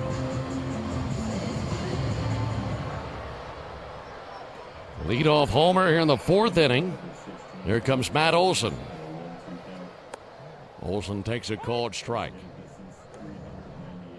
They're telling us 398 feet. Well, that homer by Ozzie Albies came off his bat at 100 miles an hour. So a 1-run game. 0-1 from Canning. Popped up left side of the infield, drifting back Machado. He goes into shallow left, makes the catch, and 1 down. Olson now 0 for 2 in the game. By the way, that one other game taking place right now in Cleveland. Guardians and Twins are scoreless at the top of the 1st inning. And that's a look at the out-of-town scoreboard delivered to you by Saia, the official freight carrier of the Atlanta Braves.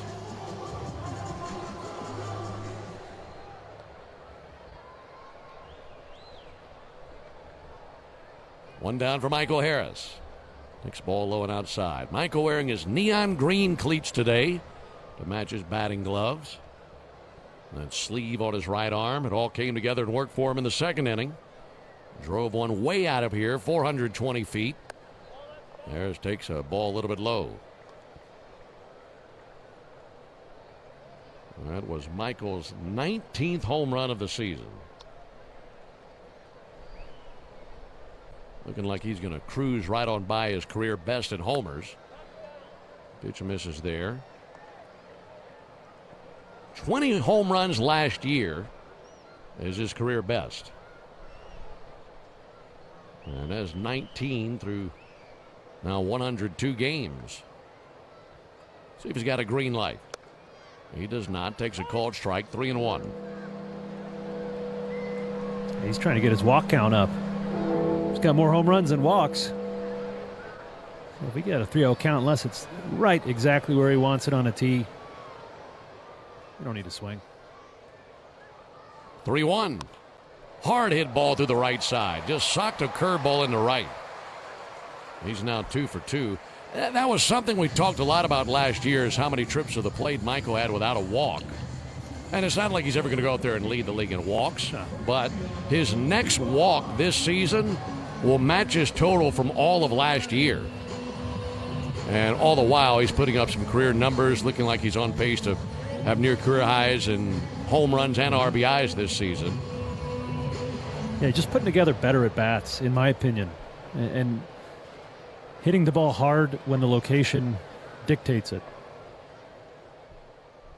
There he goes. Pitch on the way, sent foul into the Braves dugout. That got a piece of the glove. That's catcher's interference on Freddie Fermin. Pretty emphatic call by Doug Eddings. That'll send Dubon down to first base on catcher's interference by Freddie Fermin.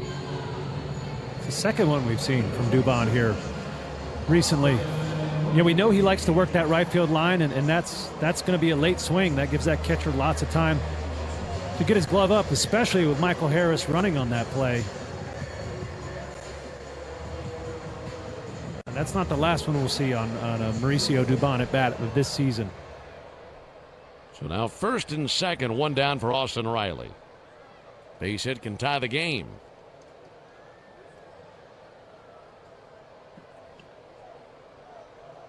Inning is going homer, pop out, single, and a catcher's interference.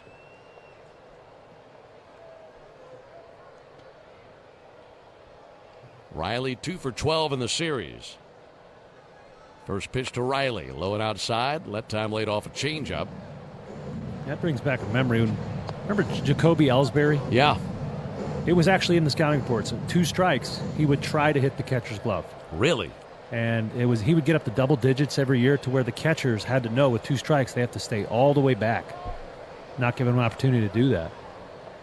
1-0, swung on, miss as Riley came unraveled on a curveball.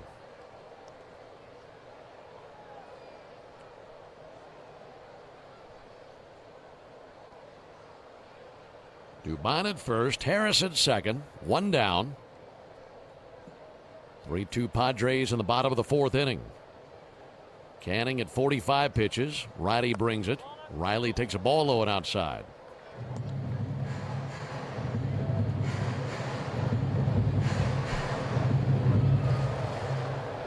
Canning following Hart. Kyle Hart used as an opener, had a 1-2-3 first inning, been Canning ever since then.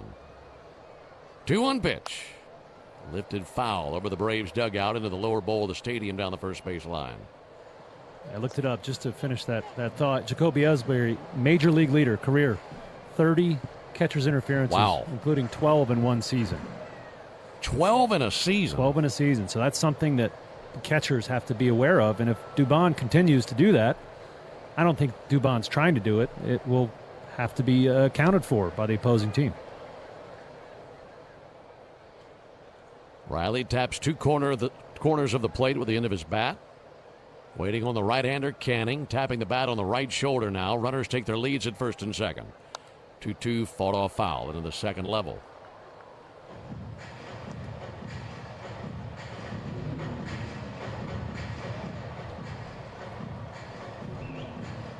After Riley, it'll be Dominic Smith. 1 down in the bottom of the 4th. Dubon and Harris take their leads. 2-2 pitch. Check swing didn't go. Fastball missed. And the count runs full on Riley. Meanwhile, Canning with a high brown socks up to the knees. Comes set. He's working from the first base side of the rubber. 3-2. Right down the middle, a sinker for a called third strike. So Riley goes down looking, wasn't looking for the sinker, and 2 down. Yeah, it's a frustrating at bat there for Austin and for the Braves. It's been hitting the ball so hard during the All-Star break. Since the All-Star break, but also striking out a lot, not putting the ball in play in situations like this. And I'm sure Austin would admit he's got to do better in these men in running scoring position situations. Yeah, watching the replay of that pitch, I was more outer rail than middle of the plate. Good pitch by Canning. There's a ball outside of Smith, 1-0. But equally as frustrating to watch it, I'm sure. It was a pitcher's pitch, there's no question. Smith 0-for-1 with a ground out to second base. Chance to tie the game with a hit. Check swing, Tapper fouled on the third base line out there to Tommy Watkins. He and first base coach Antoine Richardson with the red shoes on today, as they typically match their shoes.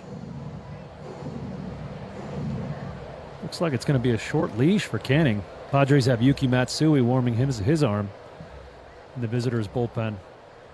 I wouldn't have been surprised if Austin got a hit there if Matsui was in the game. So, looking more like a bullpen day for them. Yeah, sure does. Runners ready to take off on contact. 1-1 pitch hit well. Deep right field. Going back. He just took him deep downtown. It's a 3-run homer right on into the chop house. Braves take the lead on the 3-run bomb by Dom Smith. His 7th homer this year. That is now 5-3 Atlanta. They might be wishing they had sent Matsui into the game. I think you're right. That would have deprived us of that home run. Dom enjoyed that one just about as much as I've seen him all year. He didn't even start running until that ball landed in the chop house.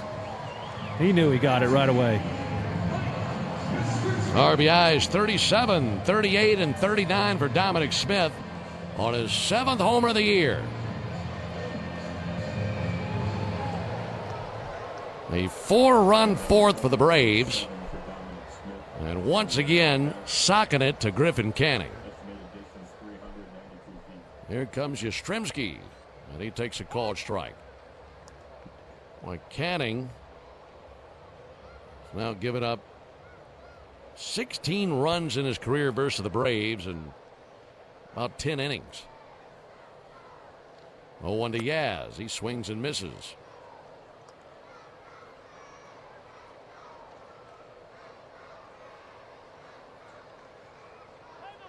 Five runs on 4 hits for the Braves, 3 runs, 4 hits, and an error for the Padres.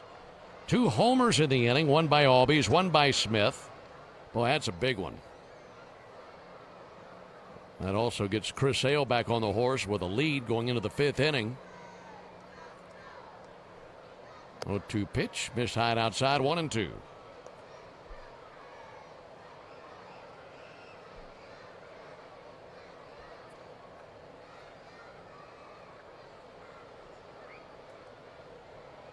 Yaz, the 7th Brave to the plate here in the 4th inning. 1-2 pulled foul right under the feet of Antoine Richardson. That whizzes on down the right field line. And I think biggest difference for me in July and here since the All-Star break is these crooked number innings the Braves are able to put up. And that's the return of the home run ball that was MIA in June. So many home runs first few months of the season. There's a ball outside and spread across the top of the order. Yes. Yeah, all the way 1 through 9. 1 through 9, the entire order. Everybody was supplying the power.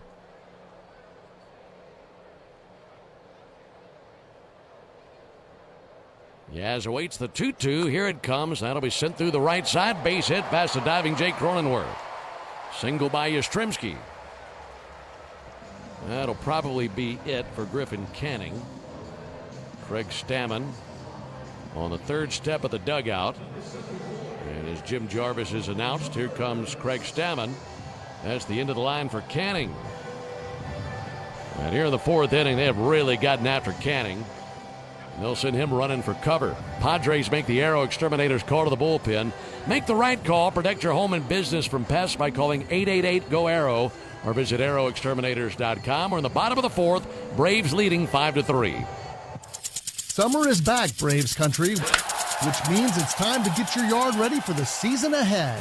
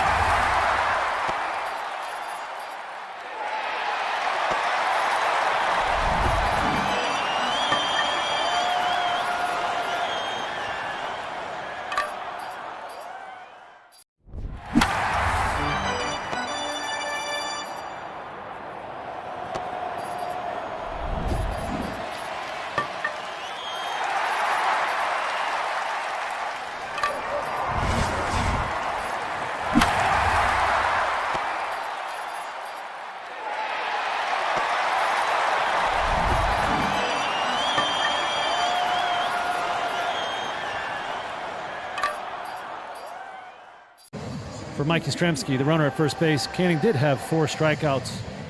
On to relieve him, 30-year-old lefty Yuki Matsui. He's 5'8", 165, diminutive lefty, but big-time swing and miss. He uses that four-seam, split, and slider. Is one of the highest whiff rates in the league at 38%. That's 99th percentile. He's pitched 28 times this season and once already in the series, going 2/3 of an inning, yielding 1 run, 1 earned, 1 strikeout with 2 walks. Here comes Jim Jarvis, runner at first base, 2 down, 5-3 Braves. Jarvis 0 for 1 with a strikeout. Takes a fastball for a called strike. A 4-run fourth with 2 homers. And this has been a Braves surge here in the 4th inning. We'll make it the Truist play of the game. Brought to you by Truist. When you work with someone who knows a lot and cares even more, you're unstoppable. Truist, leaders in banking, unwavering in care. Truist Bank, member FDIC. Well, what a Jarvis low and outside. 1 ball, 1 strike. Has this inning helped you get over your frustration and anger from the second? I'm feeling better. Yeah. Yeah, absolutely. Always fun to see some runs on the board. I can't have a grumpy partner on the flight to Baltimore. Here's the 1-1 pitch to Jarvis. Off the plate, 2 balls and a strike. Does everybody know you're coming, by the way? Are they going to roll out the orange carpet? Have folks there to greet you? You know what? I've had like 3 different people today say, hey, of course you're going to Baltimore. It's like, it's a great city. It's a charm city.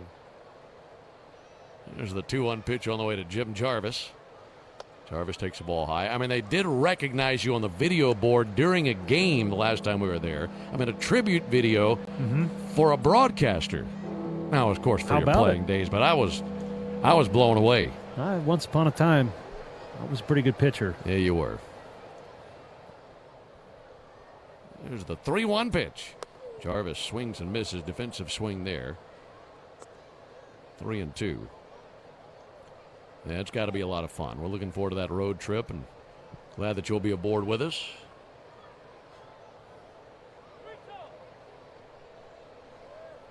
Jarvis had to take some time to untwist his body after that last swing. Yastrzemski can take off here. 3-2 pitch. Jarvis swings and misses at a fastball for strike 3. But a great 4th inning for the Braves. Homers from Albies and Smith. We go to the top of the 5th inning. Braves leading 5-3.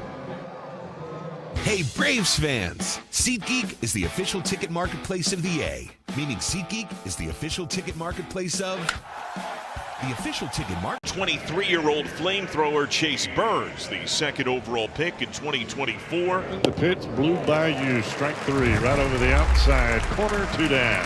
think that might be the first time we've seen triple digits from Chase Burns today. Ran that one up there at 100. That's a good time to reach back for a little extra right there to put a guy away. Burns brings it. Swing and a miss. There it was. 99 right on by him. Triolo down on strikes. And the inning comes to a close on Burns' 5th strikeout of the game. And make it 2. It's a half dozen Ks for Chase Burns. Breaking ball in the dirt. Davis looked like he had no chance. That one had a bit of bite to it. Kind of spun that one in the zone to Horowitz for the first batter of this inning hit. Second, the pitch. Swing and a miss. Got him with a slider.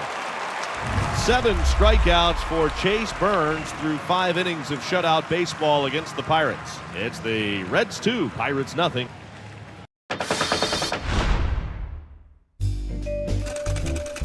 Sometimes artifacts in the collection of the Hall of Fame could tell multiple stories.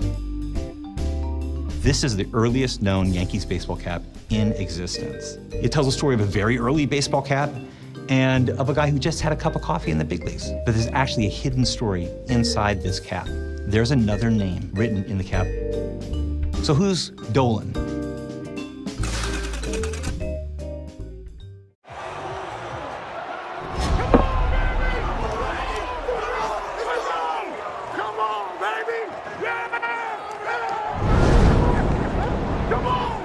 Institute, one of the nation's leading and largest cancer programs. Northside is built to beat cancer. Alongside Darren O'Day and our producer-engineer Jonathan Chadwick, Ben Ingram here with you. Facing the Padres for the final time this season. And a win today would give the Braves 3 of 4 versus San Diego here in this series. Here's Tatis. Drove in a run on a bases-loaded walk in the second inning. First pitch from Sale, swung on, missed. I don't know, 1 count on Tatis.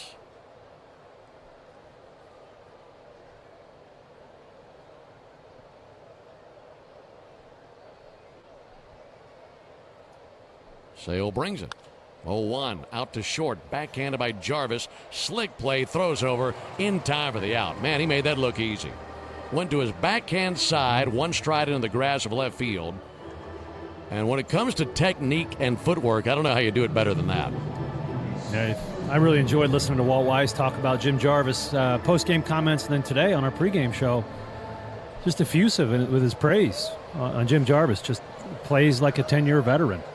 Really high baseball IQ. We were talking about him before the game. Here's Luis Rengifo. He shows bunt, pulls back, takes a strike. And I was merely talking about what Jarvis gave to the team last night at the plate. And I said, it's kind of like he's been your igniter lately. And he said it's not just at the plate. It's what he does in the field as well. And a play like that is exactly what he's talking about. 0-1 to Rengifo. Out to third, past a diving Riley, a base hit into left field. If Austin had made that play, been on the highlight reels all night. 1-out single for Rengifo. Need to get that guy out of town. Right? I mean, he was hitting just over 200 for the Brewers. They let him go, and he found a home here in San Diego. We've only gotten him out a handful of times. Yeah, he's now 6 for 13 in the series. Hit a home run last night. That homer last night all of a sudden made everybody pretty anxious about the end of that game. Really nervous moment after that home run. Manny Machado takes a ball outside. What was once a 7-1 lead for the Braves last night was suddenly 7-6. And they had this man coming up to the plate, Machado. And then Iglesias struck him out and then struck out France and put that in the win column for the Braves. 1-0 to Machado. Strike. Good fastball. 96 on the velocity from Sale. Chris at 76 pitches for the game, 54 strikes. He has 7 strikeouts today, 1 walk. And he has a 5-3 lead in the top of the 5th inning. 1-1 to Machado. Strike 2. Fastball in the inside corner. Shade covering the field. Breeze in from right center, angling right at the left field corner. Pickoff over to first base, back in standing Rengifo. 5 runs, 5 hits for the Braves, including 2 homers. 3 homers. Harris, Albies, and Smith have all gone deep. And for the Padres, 3 runs, 5 hits, and an error. 1-2. take a hike. Just wiped him out with a slider. Strikeout number 8 for Sale. 2 down in the 5th inning. All 8 strikeouts have seen the batters go down swinging. Yeah, the angles Chris Sale creates with his long arms and his whippy arm action. It's just so challenging on hitters. You don't get a lot of practice against those pitches. Ty France check swing. He did go 0-1. So that slider that he throws down and into a righty, boy, it just never stops coming into you. And so the guys have to commit to swinging at it, even if it looks like an outside fastball. And that's why he's going to be in the Hall of Fame someday. He does it something unique. Pick off to first and back in with a dive Rengifo. And he does it very well. Whippy arm action is the perfect way to describe Chris. Yeah. 6'6", 180. And he uses every inch of that. You know, that's a big advantage, having those long arms. He creates all that momentum and create those angles to challenge the hitters.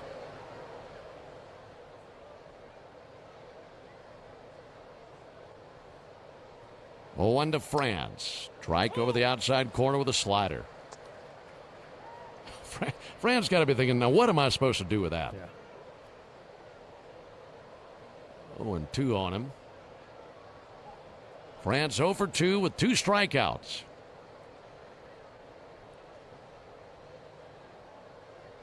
Runner goes 0-2, and he barely got a piece to hang alive, fouling back the slider.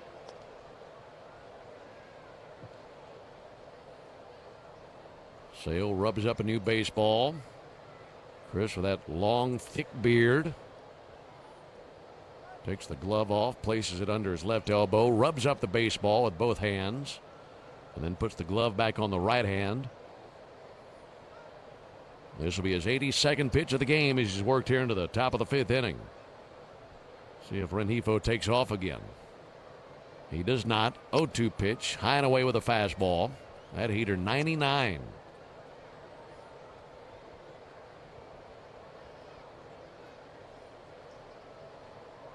Braves on top 5-3 in the top of the 5th inning.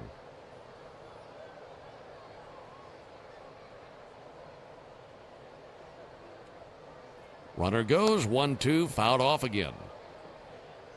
Still a 1-2 count on France. Trying to find something that'll work. Like I mentioned, he's gotten France twice. 0 for 2 with 2 strikeouts. Yeah, last at bat, France did the same thing. Fouled off a lot of good strikeout pitches. Took Chris, I think, 8 or 9 pitches to finally strike him out on a high fastball. And sometimes when these guys get into the foul-off mode, you just have to throw it farther away from the strike zone.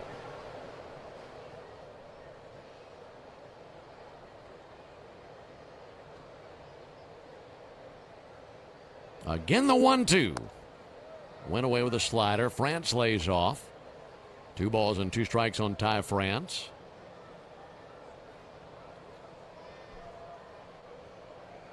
And the bottom of the 5th, Braves will have the top of the order due up. That'll be Baldwin, Albies, and Olsen.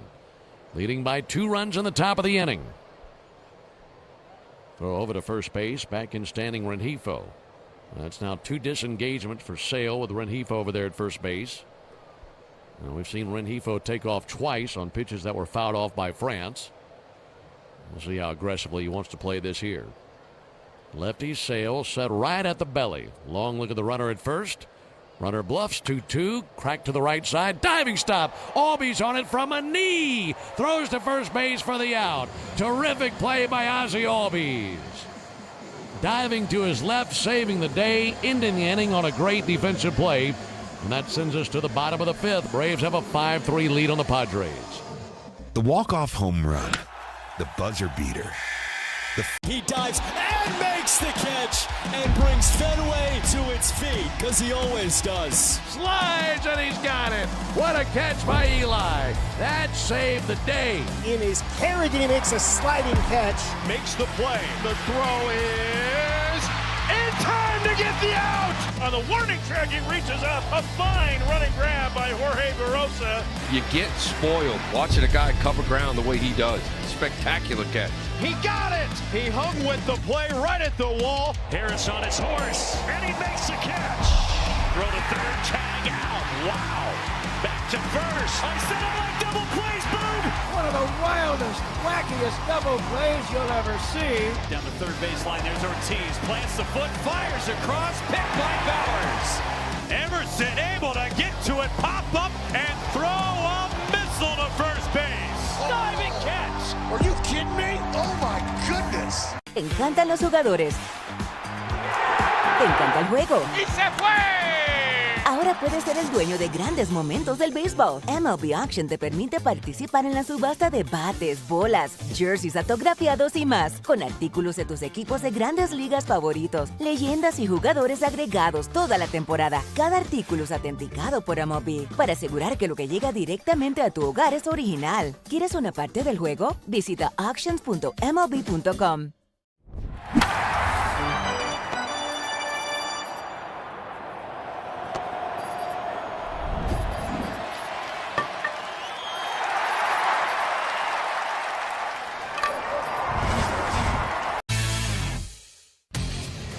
Well, the Padres had an early 3-0 lead, but the Braves with 5 unanswered runs as we go to the bottom of the 5th inning. 5-3 Braves. Drake Baldwin leads off. This is still Matsui on the mound. And a first pitch strike to Drake Baldwin. Seeing Drake with a fly out to left and a one-hopper back to the mound, so he's 0 for 2. Sitting on 18 home runs for the season. Left-hander Matsui spins it up there. That'll be swung on and missed by Baldwin. 0-2.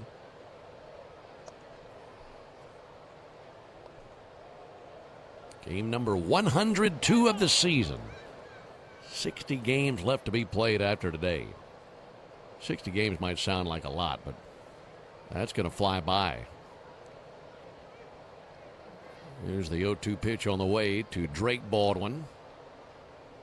Long pause by Matsui, and Drake pulls it to the right side. That's gloved at first base by France. Matsui covering the bag. Throws that way and 1 down. I believe the last day of the regular season is 9 weeks from Sunday. Wow. I mean, 9 weeks isn't much. No. And you're thinking about the upcoming trade deadline. See if you can add a piece or two.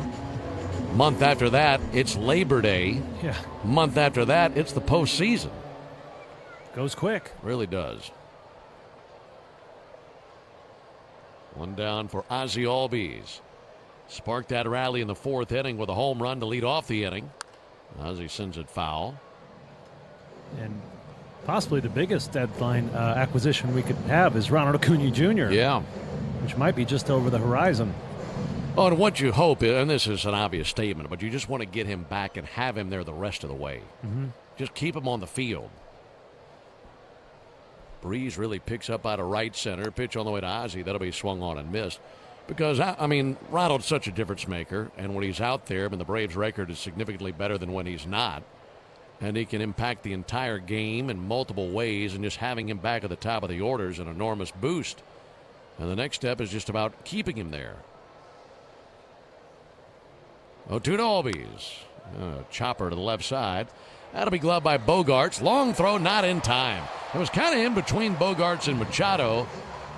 And maybe would have been better played for Machado with his arm and his momentum going to his left to get his glove on it. He just couldn't get there. It was Bogarts or no one. Infield single for Albies. He's at first base for Matt Olson. Some miscommunication over there on the left side. Manny was playing very deep, almost on the outfield grass, but I think the only shot to get Ozzie there is for Manny to take that ball. Ozzie at first for Matt Olson. 5-3 Braves, bottom of the 5th inning. Sun pops back out from behind a cloud. Olson takes a called strike. Matt's 0 for 2, strikeout and a pop out. Does have 3 hits in the series. He had 2 singles last night, as well as an RBI and a run scored. Also had a single on Tuesday.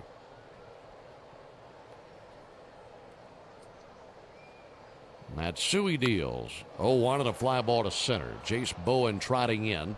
Medium depth center field. Comes in a little bit further. Makes the squeeze. So I try not to get stung by a bee here in the inning. There you go, buddy. I'm seeing that ball go off the bat of Olsen. Here comes a big old bomber right at me. Watch your neck. 2 down in the 5th inning. You ever wonder what a home run tastes like? It's a little peppery, a little tangy, a lot like the original Louisiana hot sauce, the official hot sauce of the Atlanta Braves. As Louisiana Hot, buy you some. Well, that'd be some radio to get stung in the middle of a game. There's a ball outside.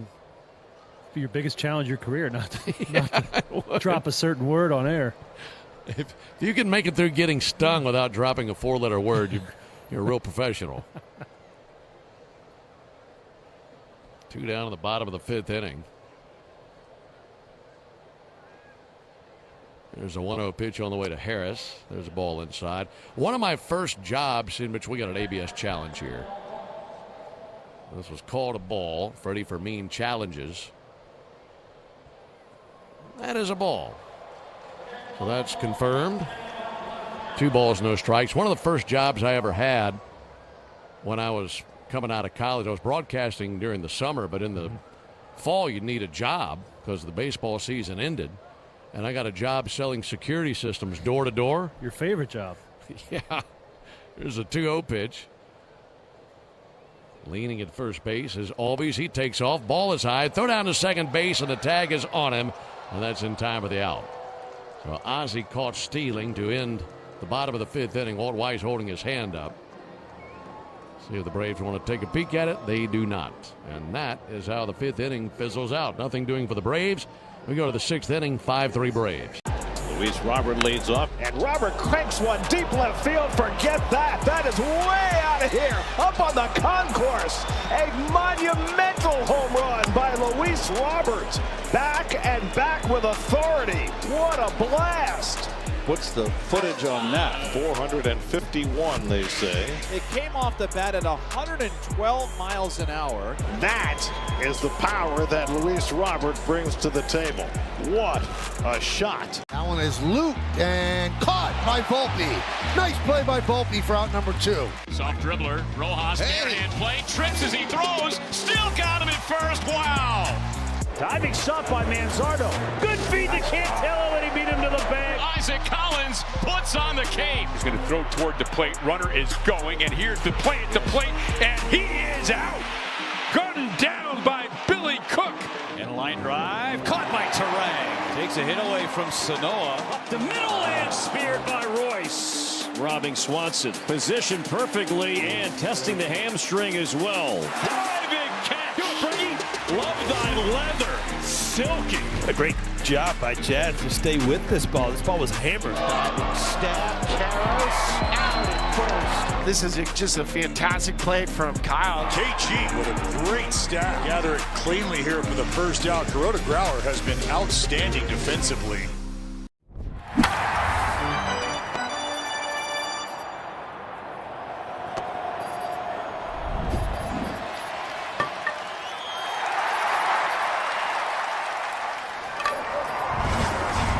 Sixth inning, 5-3 Braves. Sale will be facing Bogart, Sheets, and Fermin. Alongside Darren O'Day, Ben Ingram here with you. Xander Bogaerts 0 for 2. Yeah, we're talking about getting stung. We've all been stung, bees, wasps, whatever, yellow jackets. Bogaerts climbing in. And Sale brings his 86th pitch of the game. There's a ball outside. I'm 24. I'm selling security systems door to door, which was pretty rough. And the last day I ever worked, I went to knock on this guy's door. He opens the door. I go into my pitch, and I get smoked in the ear by a wasp. There's a called strike. And I go right from my pitch to bleeping, bleeping, bleep. The guy probably thought I was crazy. I'm sitting there holding my ear. I'm dropping all my sales packets and all that stuff. 1-1 swung on, missed. And that was the last day I sold security systems. So you quit right there. Right. I said, I've had enough of this. I can go do some construction work and some high school football and whatever. Because you're in the minor leagues broadcasting. I mean, you got 4 or 5 jobs just to pay the bills. I thought I'd try sales, and that ended when a wasp just about took off my left ear. That'll be swung on and missed by Bogaerts. A strikeout by Sale. 1 down in the 8th inning. 9 strikeouts for Sale, 1 down in the 6th inning. Napa is a proud partner of your Atlanta Braves. With America's largest network of parts and care, Napa has all the bases covered when it comes to your ride.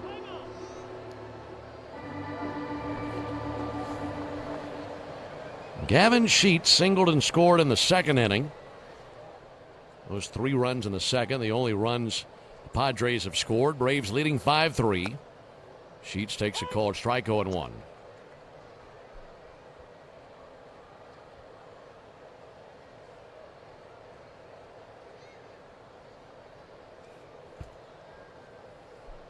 Sale at 90 pitches. 0-1, check swing, did not go. Yeah, a pretty good B story just popped in my head. I have these 2 cousins in Illinois, Rick and Peter. And at the time, they were probably 13 and 10 years old. And they're on a camping trip out there in the woods with Boy Scouts. 1-1, swung on, missed. 10-year-old Peter is allergic to bees. Oh, no. So 13-year-old Rick carries an EpiPen with his brother. You know, they didn't trust Peter with it yet, so his older brother was carrying it. They're out in the woods, and young Peter, who's allergic, gets stung, right? 1-2 fouled back. And big brother Rick pops into action, goes through his backpack, pulls out his EpiPen, goes to jab it in Peter's thigh, and has the EpiPen upside down. It went in his thumb? It went in his thumb. So now you have one kid in anaphylactic shock and one kid with a bunch of epinephrine running through his thumb. 1-2 on the way, and he wipes out Sheets with a slider low and away. Strikeout number 10 for Sale. 2 down in the 6th inning. And as the result of that, both of them went to the hospital.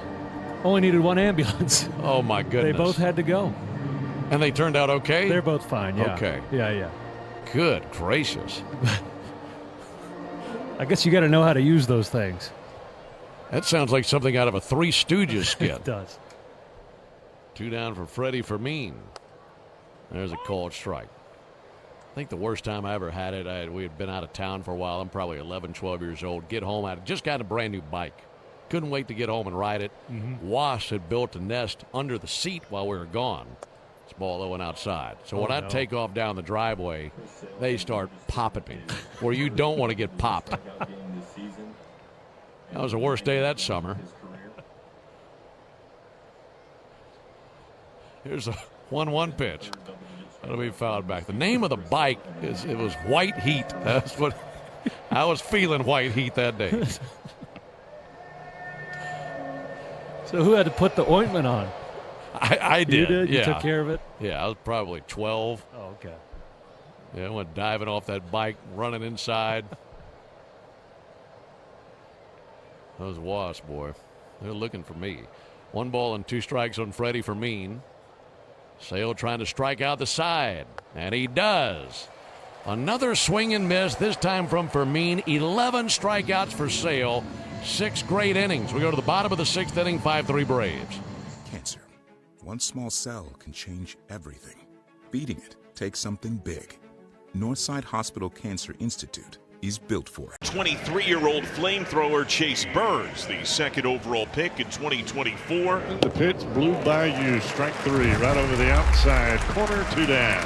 That might be the first time we've seen triple digits from Chase Burns today. Ran that one up there at 100. That's a good time to reach back for a little extra right there to put a guy away. Burns brings it. Swing and a miss. There it was. 99 right on by him. Triolo down on strikes. And the inning comes to a close on Burns' 5th strikeout of the game.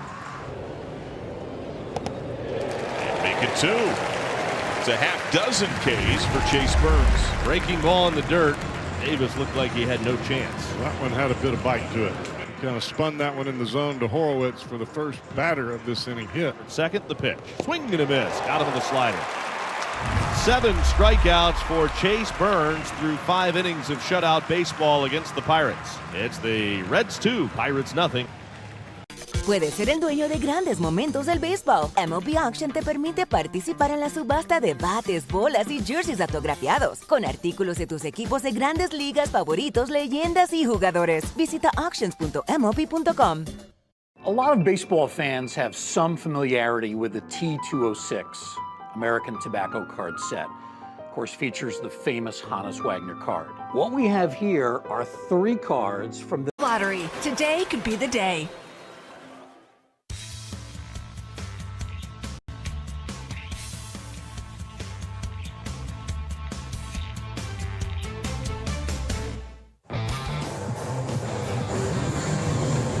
Braves 5, Padres 3 as we head into the bottom of the 6th. Kyle Hart was the opener. He went 1 inning. Griffin Canning 2 2/3. Yuki Matsui 1 1/3 scoreless, just 1 hit. With a strikeout, now we are treated to a new reliever, right-hander Matt Waldron. And I say treated because he's a knuckleballer. Well, 28% knuckleballer. Very unique in that aspect that he's not 100% knuckleballs. Also has a four-seamer, a cutter, a sinker, and a sweeper. Altogether, Waldron has only pitched in 8 games this season. 3 games started. He is sporting a hefty 7.5 ERA through 28 2/3 innings pitched. So I love seeing the knuckleballer pitch, and I love seeing how guys handle it. But this is a unique situation because he has those 4 other pitches. Yeah, that's really unique. I mean, typically when you're settling in versus a knuckleballer, that's all you're going to see. Here's the pitch all the way to Michael Harris. There's a ball outside, 1 ball and no strikes. That was a knuckleball there. Harris 2 for 2 with a single and a homer. 1-0 pitch. Harris hits it well out to right field. Tatis along the warning track makes the catch. And 1 down. Let's pause 10 seconds for station identification on the Braves Radio Network.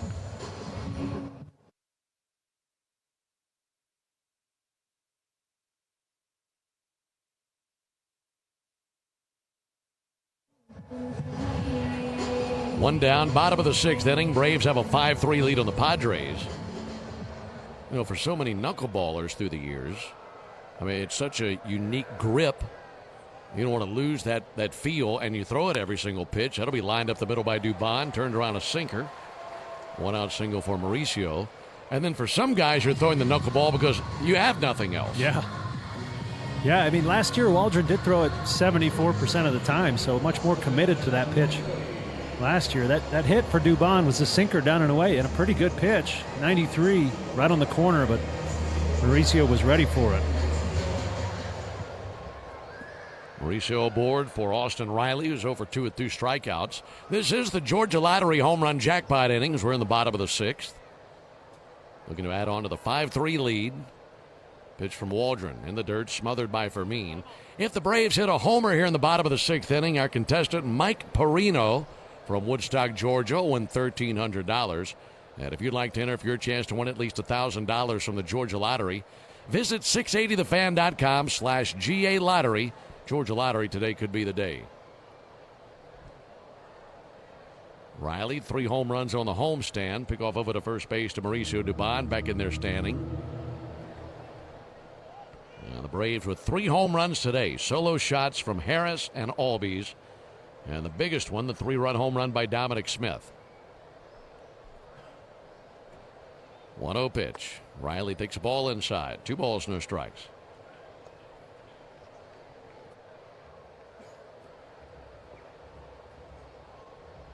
Chris Sale, 11 strikeouts today.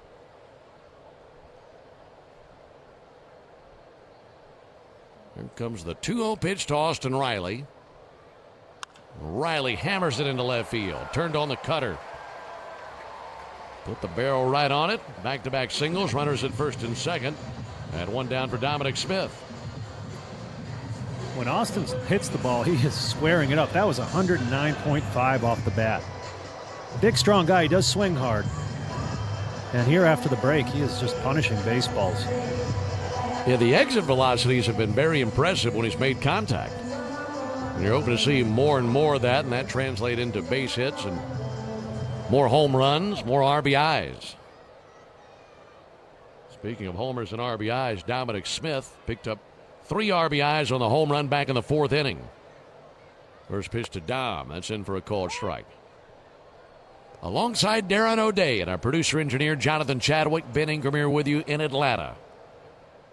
Final game of the series.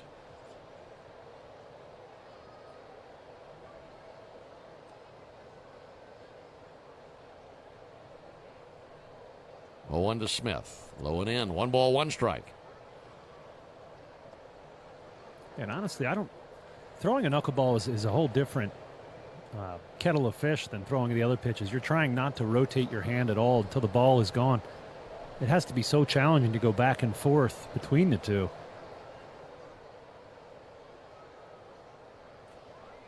One is low. It's just bizarre for that to be, a novelty pitch rather than the headliner. Because knuckleball pitchers are typically dedicated to nothing but the knuckleball.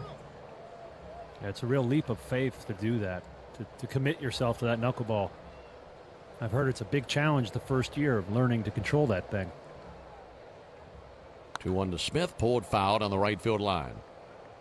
Did you ever mess around and try to throw one? I can throw one. I should throw you one sometime. That'd be great. You ever caught a knuckleball? Not from an ex-big leaguer. No. It's at some points it can be good. It's just not consistent. That's the guys that really separate themselves, the guys that can do it every single time. But yeah, I can throw a knuckleball. Yeah, we ought to do that. Dominic awaits. 2-2 pitch. Low and in, 3 balls, 2 strikes. And I actually flirted with throwing it in games. I struggled to throw a changeup from my submarine arm slot. And I could throw a knuckleball from there. You could submarine the knuckleball? I could. It was actually better than my overhand knuckleball. The problem was I had to slow my body down so much. It was telegraphing to the hitters that it was coming.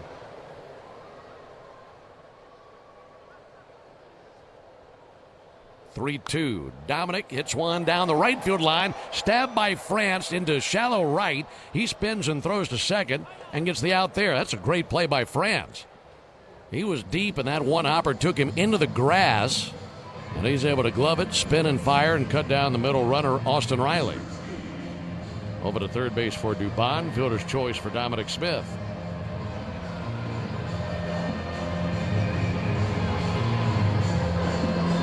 It was a long throw by France. He is a good first baseman. He's played all over the field in his career, but leading first baseman in outs above average this season, surprising. I thought Matt Olson was atop that list. That's impressive work. Runners at first and third, 2 down for Mike Yastrzemski. He's 1 for 2 with a single. Pitch from Waldron and a ball outside. Braves leading by 2 runs, and if you watched any of last night's game, you can't score enough. Braves had a 7-1 lead, then gave up 5 runs in the 9th and held on to win 7-6. So an opportunity like this, need to find a way to make that count. Driving Dubon from third base. 1-0 to Yastrzemski, low and outside, 2 balls, no strikes.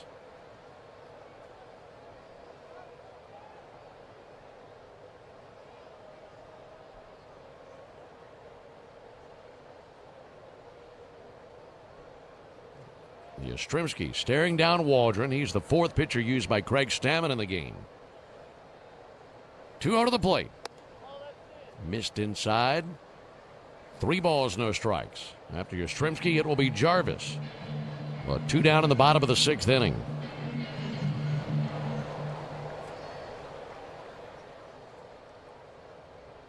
Yes, just swaying back and forth, shifting his weight foot to foot. Now steadies the bat, and time is called. Waldron and catcher Freddie Fermin having a difficult time getting on the same page. Both ready now. 3-0. He's swinging and a fly ball to center. Jace Bowen went back and then in, then back again. And he's there for the out in deep center field. That wraps up the bottom of the 6th inning. Braves with a couple of hits, but no runs to show for it. 6 behind us. We go to the top of the 7th. 5-3 Braves. And here's Schwarber. Schwarber grounded out his first time up, and that ball's crushed deep to right field. Hernandez doesn't even move. It is long gone. It's off the roof of the pavilion in right field. Kyle Schwarber, his first postseason home run of the year. It's his 22nd of his career. And with a lightning strike, the Phillies tie it up at 1. Well, I would say Kyle's second time through, I like the approach. Wow. Well, the first home run for the Phils this postseason. On the ground and backing up, Bichette. He will two-hop it over, and he is able to get home. Looks at the wall, it's gone! Into the trees for the 9-hole hitter, hitter, Francisco Alvarez. Strike three called inside corner to end the inning. Christian Scott has struck out 7 Phillies through 5 scoreless innings. Beatty swings and drives one right field to the wall. He'll turn and watch it fly. Brett Beatty, a solo home run, gives the Mets a 2-0 lead.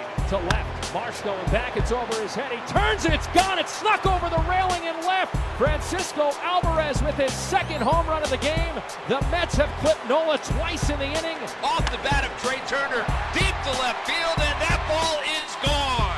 Home run for Trey Turner, number 11 on the year. Swing and a miss. He struck him out. Ball in the dirt for Devin Williams. His 14th save this season and the 100th save of his major league career.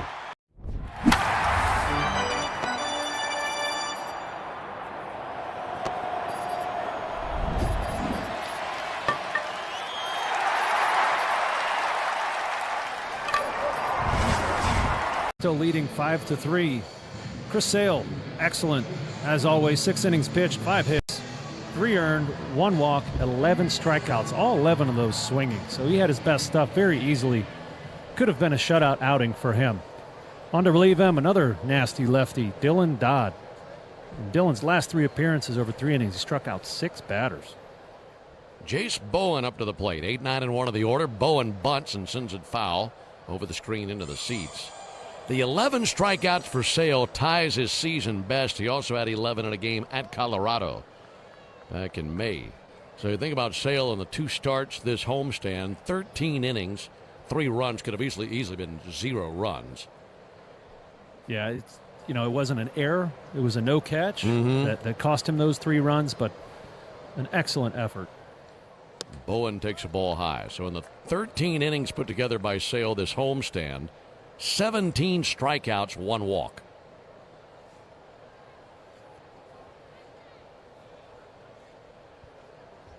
One to Bowen. Pop foul into the seats down the first base line.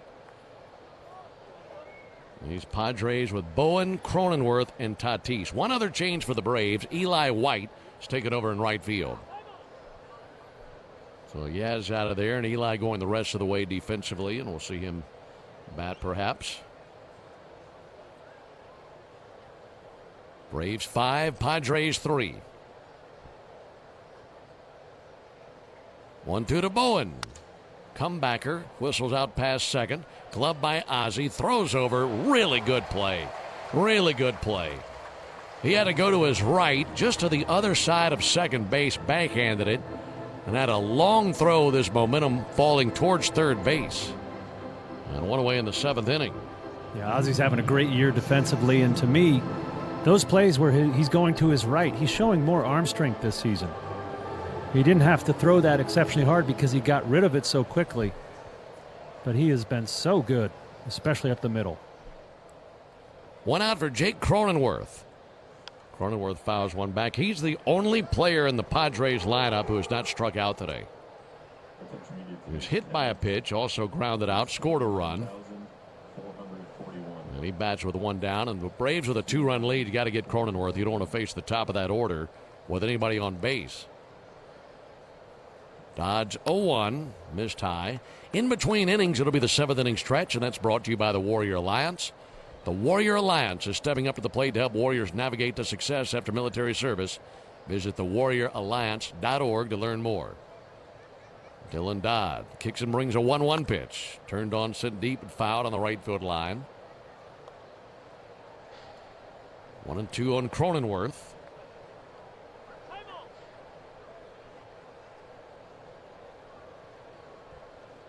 Trying to take 3 of 4 from these Padres. They head to Miami after this series. Braves off to Baltimore. 1-2 pitch. Cronenworth fouls it off. Padres have been around since 1969. That was their first season.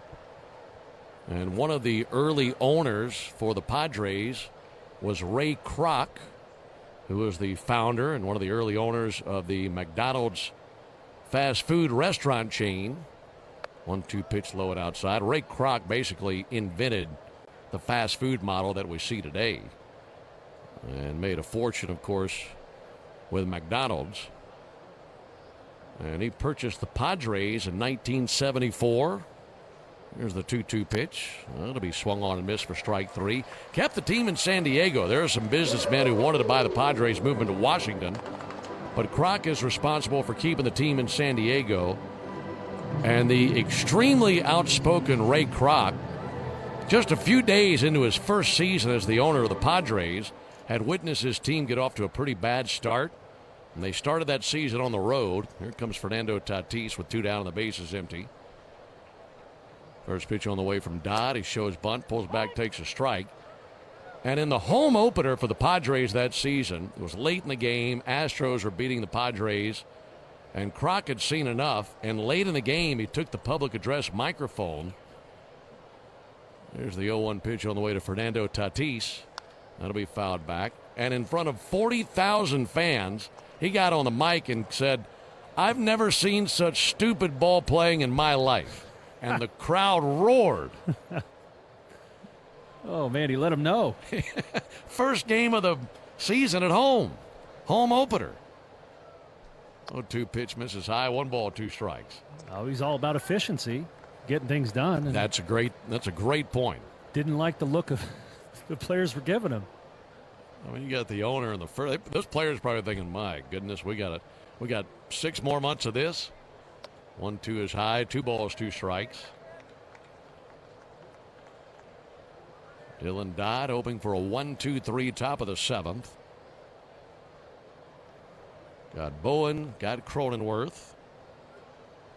Now looking for one more good pitch to get Tatis. That'll be hitting the air to right center field. Over to his right, Eli White is there. Makes the catch shy of the warning track. So time to stretch him out here in Atlanta. Good inning by Dodd. We go to the bottom of the 7th inning, 5-3 Braves. Napa has the parts and the expertise to help your business stay ahead of the game. That's why Napa is a proud partner of the 2026 Atlanta Braves. 2 legends driven to win from the field to the open road. While Napa is powering fleets and garages across the country, the Braves are delivering pennants, MVPs, and championships. So no matter the size of your business, Napa are the pros that know how to keep you moving at full speed. Napa know how. When you see this in your kitchen, the stainless steel fridge is covered in fingerprints. You hear this. Leslie, people are going to think you were raised in a barn or by wolves, or raised in a barn by wolves. Fortunately, Wyman's stainless steel 3-in-1 cleans, shines, and protects to give you the best shine. A spray and a wipe will have your fridge shining like a mirror. Wow, my fridge looks brand new. Your fridge looks amazing, Leslie. Sorry, I was being a little dramatic earlier. Your kitchen says a lot about you. Let it brag with Wyman. Mom, how do you know you found the one? You just feel it. It'll be everything you want and more. And it'll be a part of Toyota's lineup. When you know it's the one, get it at the Big One sales event. Lease a new 2026 Toyota Tacoma SR5 for $279 a month for 36 months. Offer valid through August 3rd, 2026. Well-qualified lessees with approved credit through Southeast Toyota Finance. $42.78 due at signing. No security deposit with select equipment. $350 disposition fee. Excludes tax, tag, registration, title, and dealer fees. See dealer for details. Toyota. Let's go places. Digging, grading, tilling, and mowing. All in a day's work with Yanmar. The tractor that works as hard as you do. Discover new possibilities at yanmartractor.com.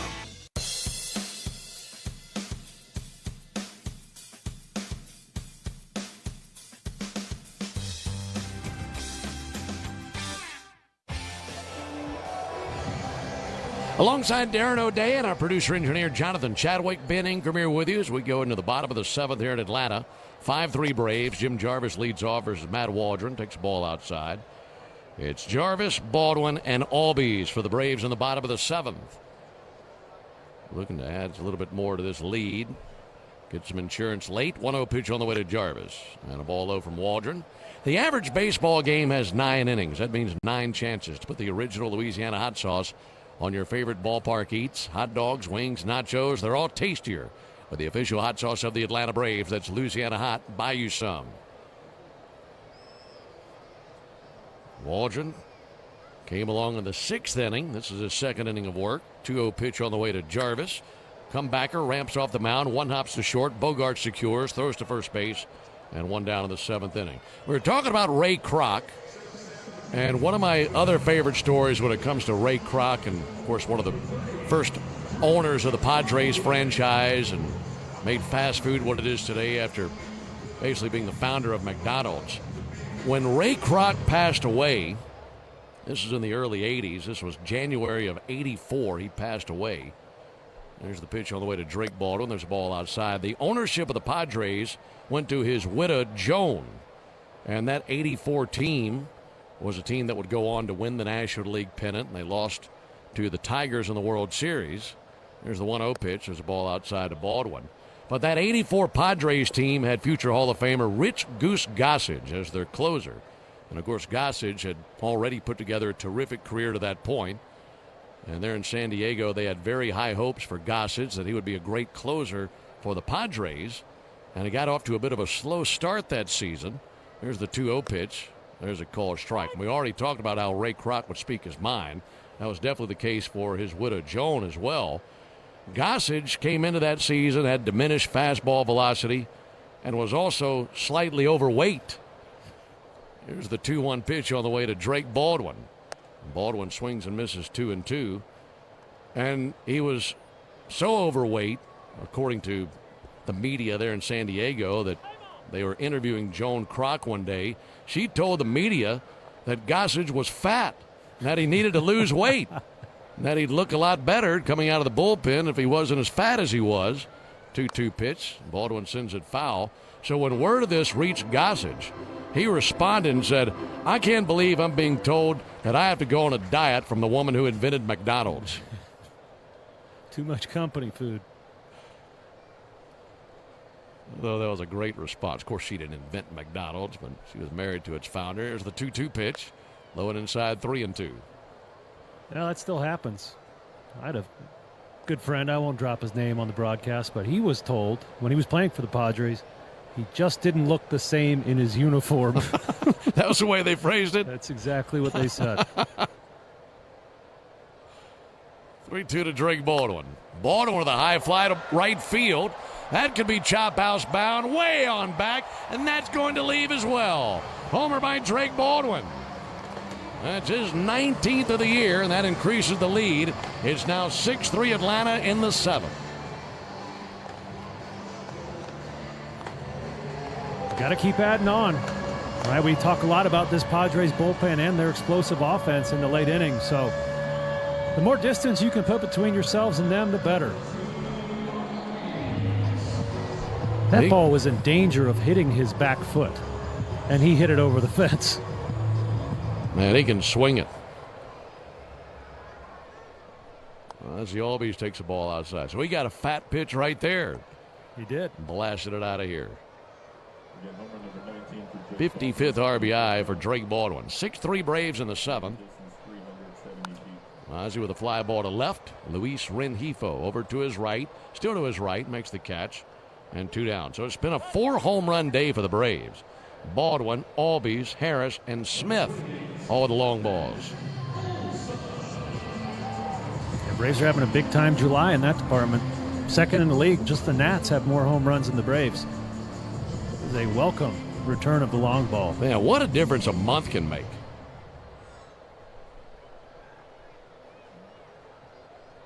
Two down for Matt Olson. I mean, April, May, July, they've been red hot hitting the home run ball. There's a called strike on Olson. But they all collectively caught a cold there in June. They have snapped out of that funk, and July's been a lot better. Two-hopper out to second, clubbed by Cronenworth. Crossfire throw over there to first base in time for the out, and that ends the bottom of the 7th. But a homer out of Drake Baldwin, his 19th of the year. We go to the top of the 8th inning. He dives and makes the catch and brings Fenway to its feet, because he always does. Slides, and he's got it. What a catch by Eli. That saved the day. In his Carradine makes a sliding catch. Makes the play. The throw is in time to get the out. On the warning track, he reaches up. A fine running grab by Jorge Barosa. You get spoiled watching a guy cover ground the way he does. Spectacular catch. He got it. He hung with the play right at the wall. Harris on his horse, and he makes the catch. Throw to third, tag out. Wow. Back to first. I said I like double plays, boom. One of the wildest, wackiest double plays you'll ever see. Down the third baseline, there's Ortiz. Plants the foot, fires across, picked by Bowers. Emerson able to get to it, pop up, and throw a missile to first base. Diving catch. Are you kidding me? Oh, my goodness.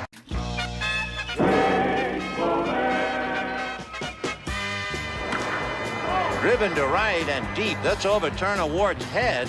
And he makes a circus catch and disappears. That'll be on a highlight film. And Turner Ward is shaken up. What a play. And leaving the field. That will be on a highlight film for a long time to come. Puedes ser el dueño de grandes momentos del béisbol. MLB Auction te permite participar en la subasta de bates, bolas y jerseys autografiados, con artículos de tus equipos de grandes ligas favoritos, leyendas y jugadores. Visita auctions.mlb.com. Ben Darren and Jay Chad coming to you from Truist Park. Braves are leading at 6-3 as we head into the top of the 8th.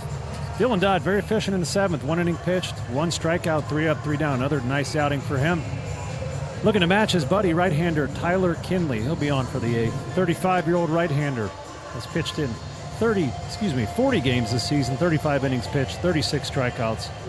Has faced San Diego in this series, pitched 1 inning the other night, 1 hit, no runs, and no strikeouts. Looking for his 10th hold of the season here. 2-3-4 in the order for the Padres. Here's Luis Rengifo. It's the Yanmar strikeout the side inning. Braves have a 6-3 lead. Kinley's first pitch in there for a called strike. Fastball that time from Kinley. And I'm sure the thing that he's trying to figure out is the home run ball, and been giving up some long balls, especially on that slider, which is his best pitch. When that thing's in tune, it's such a great weapon. 0-1 pitch. Rengifo takes the ball up and in. Yeah, especially against the lefties. All 7 of the home runs he's given up have been against lefties.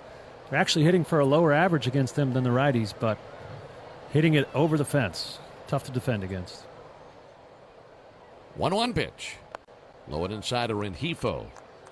Never mind his .229 average, because he's been a much better hitter than that this series. 2 for 3 today, 6 for 13 in the series. He drove in 2 runs with a single in the second. Kinley's 2-1. Out off, 2 balls, 2 strikes. Danny Young out there in the Braves bullpen tossing. Well, they got the lefty ready. Meanwhile, Kinley out there for the 8th inning. Yanmar strike out the side inning. If Kinley can strike out the side in order, our contestant Gregory Wooden will be the winner of a brand new Yanmar ZTR. 2-2 pitch. Nailed the outside corner with a curveball. Beautiful pitch. Rengifo, dejected, walks back to the third base dugout. And a good start for Gregory Wooden, our contestant, the Yanmar strikeout the side inning. Enter all season long at Braves.com/Yanmar for your chance to win a Yanmar ZTR and to be entered for a grand prize tractor drawing at the end of the season. Yanmar, built together, backed longer. 1 out for Manny Machado. Machado with a hard hit ball to the left side and a base hit in the left field. That's his 2nd hit of the day and his 6th of the series. And no winner in the Yanmar strikeout the side inning, but Gregory Wooden, we appreciate you being out there. Thank you for being our contestant today. 1 out single. Here's Ty France. We mentioned this number each of the last few nights. Not to pound it into the ground, but it tells such a story about what these two teams are and where they have success. These two teams are 1-2 in the big leagues in run differential in the 8th and 9th innings of games. So a lot of firepower late in games. So you can't feel comfortable with any lead versus the Padres the way that they surge late in games. Strike on the inside corner to Ty France, 0-1.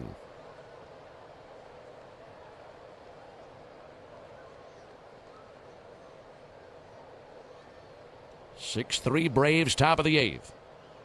Machado a lead at first, held by Olsen.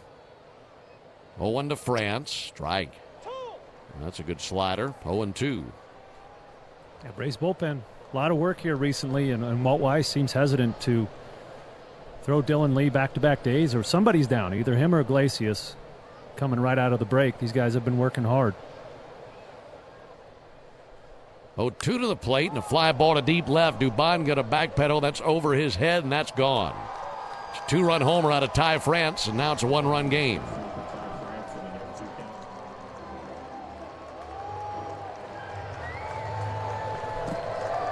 So Kinley gives up another long ball. This one a 2-run homer to the right-handed hitting Ty France.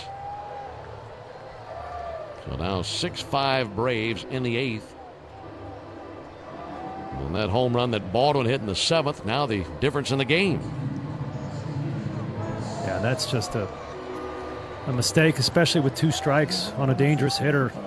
You got to miss off the plate, and he unfortunately missed right down the middle. 395 feet into the Padre bullpen. 1 down for Xander Bogaerts. Bogaerts takes a ball outside.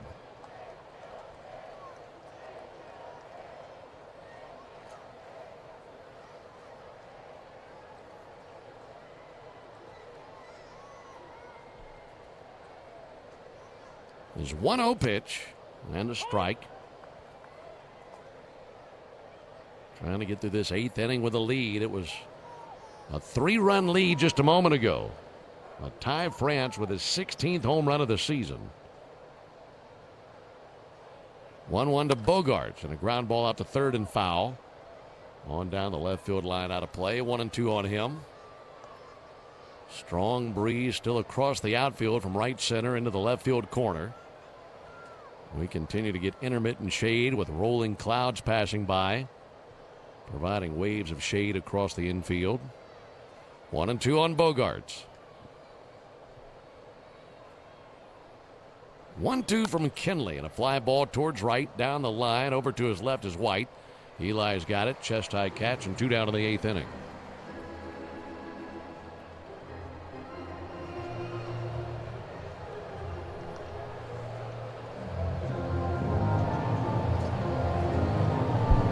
So 2 down, and here comes Walt Weiss. That'll be it for Tyler Kinley. So can't finish the 8th. Braves have had Danny Young tossing. And they'll go with the southpaw Young. Braves make the Arrow Exterminators call to the bullpen. Make the right call and protect your home and business from pests by calling 888-GO-ARROW or visit arrowexterminators.com. We'll tell you about the new pitcher when we come back. Ewing coming over, diving, and he makes the catch. A psychopathic play for Ewing. Oh, you gotta be kidding me. He is unbelievable. A spectacular play. This is that Ellie pterodactyl move. Michael goes up. He's got it. He always has it. Good backhand. Suarez long throw. Got him. And he makes the catch and hangs on. Not an easy play. There's 1. There's 2.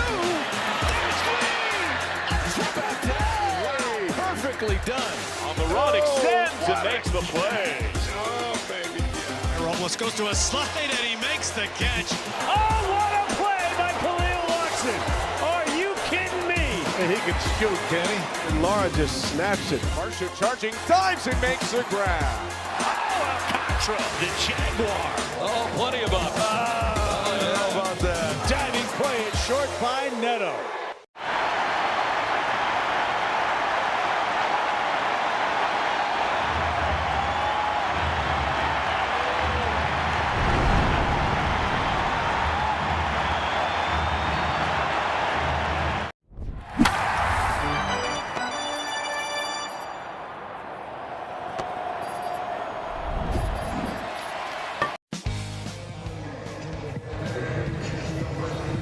We've got a close game now, folks. Braves leading at 6-5. Ty France, 2-run home run off Tyler Kinley brings things a little closer. On to get the last out of the 8th. Left-hander Danny Young. Danny's pitched in 7 games this season. One of those, game 1 of this series, pitched 2/3 of an inning, picked up a hold. Is going to be facing the lefty Gavin Sheets here. Interesting move. Sheets sends one foul. Thought you might get a pinch hitter for Sheets instead of the left-on-left matchup.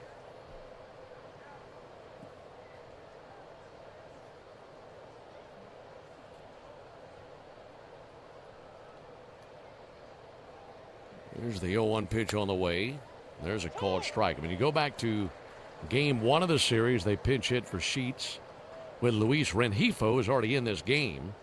And then last night, they sent in Sheets to pinch hit for Jace Bowen. And, of course, Bowen's already in this game. 0-2 pitch. Check swing. Didn't go. 1-2. Leading by 1 run. Can't mess around here. Got to get this man with a left-on-left matchup. Yeah, Sheets just batting just 173 against left-handers, and this is a tough lefty when he's right. 1-2 from Young. And a fly ball to center. Not a problem for Michael Harris. Walking to his right, makes the catch. There's the third out. Well, a 2-run homer by Ty France brings the Padres to within a run. We go to the bottom of the 8th inning, 6-5 Braves. Puedes ser el dueño de grandes momentos del béisbol. MLB Auction te permite participar en la subasta de bates, bolas y jerseys autografiados, con artículos de tus equipos de grandes ligas favoritos, leyendas y jugadores. Visita auctions.mlb.com. You've got to be very careful where you're going because you might not get there. But how exactly can you go from a yogi to a king to perfectos, the old professor, and pint talk? Find out on Hall of Fame Connections.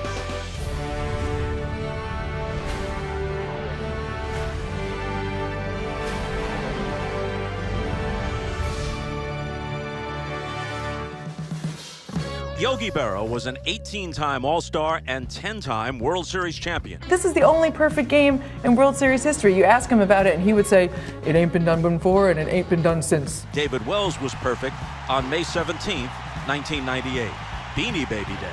It's not the pitcher that's calling the game, it's the catcher calling what pitch to throw. The rule was, can't be more than 18 inches of pine tar. Home plate is 17 inches wide. And so he said, well, if it's more than an inch, and it was a lot more than an inch, then it's an illegal bat. They might be going to call George Brett out. Well, he is. He's out. Yes, Brett is out. Look at this. Keep it down a little, will you, please? Okay, Yogi. Casey Stengel and the other touring ball players met the King of England. Of course, with my English, we had a little trouble understanding each other. As Yogi said, when you come to a fork in the road, take it. Catch every episode of Hall of Fame Connections on MLB.tv and discover your own connections to the game at baseballhall.org.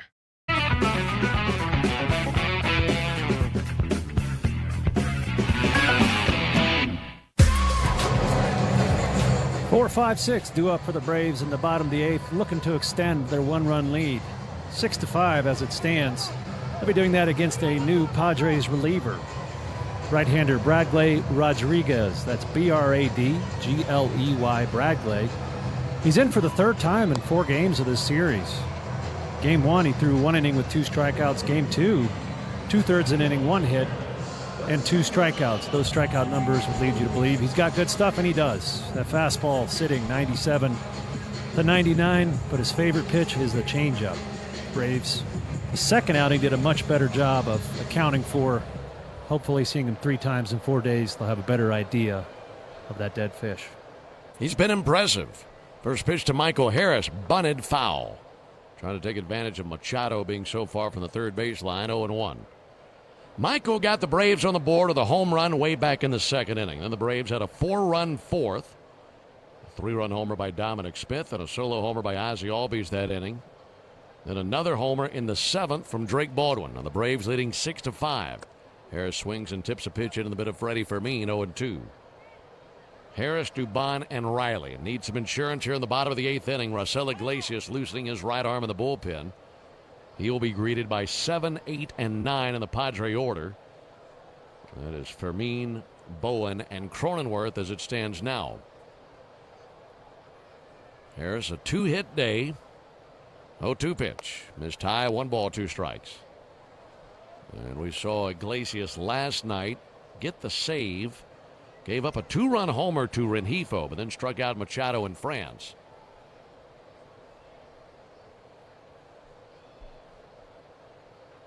One-two pitch. Harris swings and fouls it back into the screen.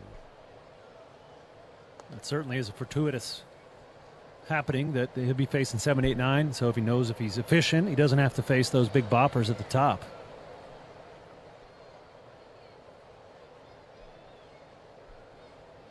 One-two. Harris swings and misses. Changeup got him. That's that pitch you were talking about. That's a good one. It's I mean, changeup's still hard, 90, 91, but he's got great arm speed on it. It's one of those new kick changes that everybody's throwing. Allows you to throw it harder and still get lots of movement on it. One down for Dubon. Takes the ball outside. On that kick change, the finger that they're using to kick it, that's the ring finger? It's actually the middle finger. Middle finger. Yeah. 1 ball and no strikes on Dubon. Pitch on the way. There's a called strike. Yeah, traditional changeup is just a bunch of pronation. So taking your thumb towards the center line of your body, and you're just trying to pronate very early. And that kick change, you're not trying to pronate early. You're just trying to use that finger to kick it into the right spin you want. 1-1, pulled down the left field line towards the corner and foul. And so it has democratized the changeup for guys that aren't pronators, the supinators, and they throw from the outside of the ball. And it's just another example of baseball innovating and making it harder to hit seemingly every year. 1-2 to Dubon and a bouncer to third base. In between bounces, gloved by Machado, long throw and a good one. And 2 down. You and I have talked about the changeup before. You never really threw one, did you? I didn't. I tried. Tried really hard every year. And was the kick change, or at least, I know we didn't have the terminology then, but was there a variation of that pitch then for you to try, or is that a recent? No, not that I'm aware of. I think that was originated 2 or 3 years ago in a facility in North Carolina called Tread. They figured this out for all those guys that were struggling. Austin Riley fouls one back. Well, and the thing is, I've heard from so many pitchers through the years who could never throw a changeup. And I bet they'd love to have been able to try the kick change to see, and probably because it was supination versus pronation, they didn't have that naturally. There's the 0-1 pitch. Riley fouls one back. I remember hearing Don Sutton talk about it all the time, because we'd talk about changeups, and he made me laugh so much. He said, I could never throw a changeup. Anytime I ever tried to throw it, it just came out half fast. You get my drift there. Here's the 0-2 pitch on the way to Austin Riley. Riley swings and misses, but he could never make it do what he wanted it to do. Everything else worked for him. It's in the Hall of Fame. Riley strikes out. That ends the bottom of the 8th. It'll be a... He dives and makes the catch and brings Fenway to its feet, because he always does. Slides, and he's got it. What a catch by Eli. That saved the day. In his Kerrigan, he makes a sliding catch. Makes the play. The throw is in time to get the out. On the warning track, he reaches up. A fine running grab by Jorge Barosa. You get spoiled watching a guy cover ground the way he does. Spectacular catch. He got it. He hung with the play right at the wall. Harris on his horse, and he makes the catch. Throw to third, tag out. Wow. Back to first. I said I like double plays, Boog. One of the wildest, wackiest double plays you'll ever see. Down the third baseline, there's Ortiz. Plants the foot, fires across, picked by Bowers. Emerson able to get to it, pop up, and throw a missile to first base. Diving catch. Are you kidding me? Oh my goodness. TJ Rumfield's 3 for 3 today. Left on left matchup, the pitch. Oh boy, high and deep to right. Take a good look. You will see it for long. Second down, 2-run home run for the 4th hit of the afternoon for TJ Rumfield. Rumfield says goodbye for the 13th time this season. It's a 4-hit game for him. Oh my, 456 feet for TJ. The Truist Park Package featuring luxury accommodations and exclusive ballpark access. Book your stay now at omnihotels.com/Battery Atlanta.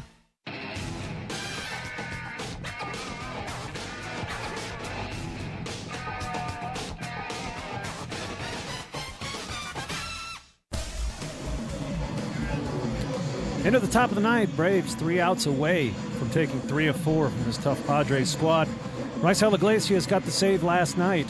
2/3 an inning, 2 strikeouts today.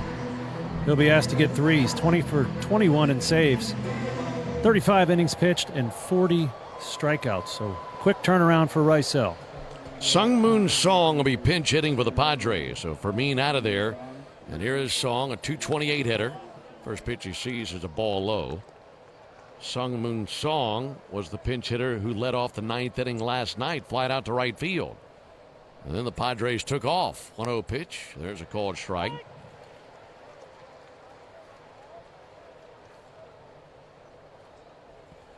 Jackson Merrill is on deck right now. 1-1 pitch, fought off foul, 1-2. So instead of it being Fermin, Bowen, and Cronenworth, it is Song, Merrill, and Cronenworth.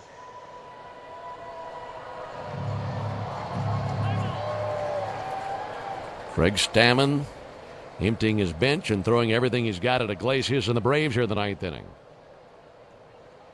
A ball and 2 strikes. Here it comes. That's tip foul. It caught the mid of Baldwin and goes to the backstop. And Rysel does not mind facing lefties. They're actually hitting lower off him. Just 205 versus 263 for righties. A lot of that due to his plus-plus changeup. 1-2. Got him. Swung on, miss at a changeup. That's exactly the pitch you're talking about. Set him up perfectly, and he went flailing for it. Yeah, you love having reverse split guys. And Rysel is one of those. It's such a good changeup. Batters chasing it 40% of the time. That's the 4th highest chase rate on a changeup in the major leagues. So it looks so good they can't resist swinging at it. Jackson Merrill, the pinch hitter, 225 hitter, 14 homers. Hit one last night. He swings and misses at a first pitch fastball. 0-1 on Jackson Merrill. Braves leading 6-5 in the top of the 9th. Bases empty, 1 down. 0-1 to Merrill. Missed the outside corner with a fastball. Got to keep that fastball in on the inner half to Merrill. Up and in favorably. Changeup's below the zone. 1-1. Swung on, miss. There's a good, better fastball location up and away from him. We know what he can do with that low fastball. Yeah. Thigh high away. That's his nitro zone. Merrill 0 for 2 in his career versus Iglesias. Rosella had 1-2. He brings the pitch and a fly ball out towards left field. Going back, Dubon shy of the warning track, runs it down, makes the catch, 2 down. Off the bat, looked like it could be problematic as that was hunting the gap, but Dubon got a good break on it to his left. 2 down, and the Padres down to their final batter.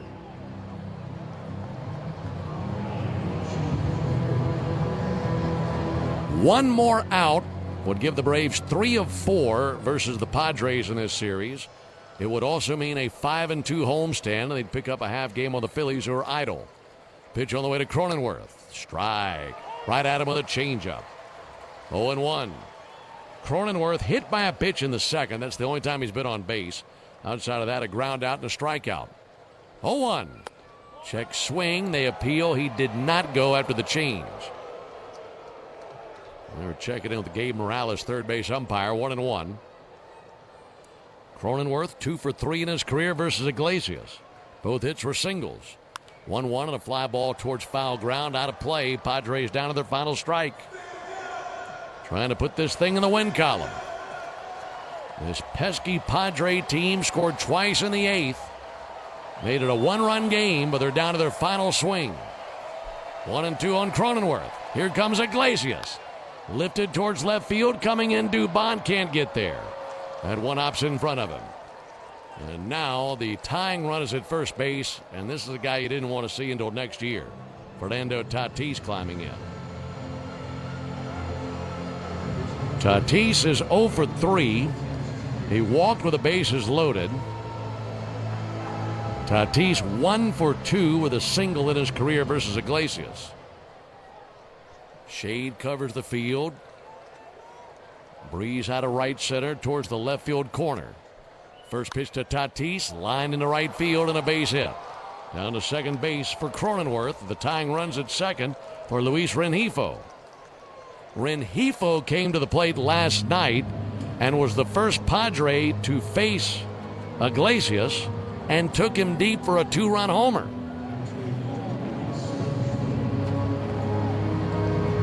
Well, it's never easy. Got to face the guy that took you deep last night. It's been a great series for Rengifo as he has 6 hits this series. He has 2 today and a 2 RBI single in the second. Now he knows a base hit can tie the game. 6-5 Braves in the 9th. Rengifo swinging and missing at a first pitch changeup, 0-1.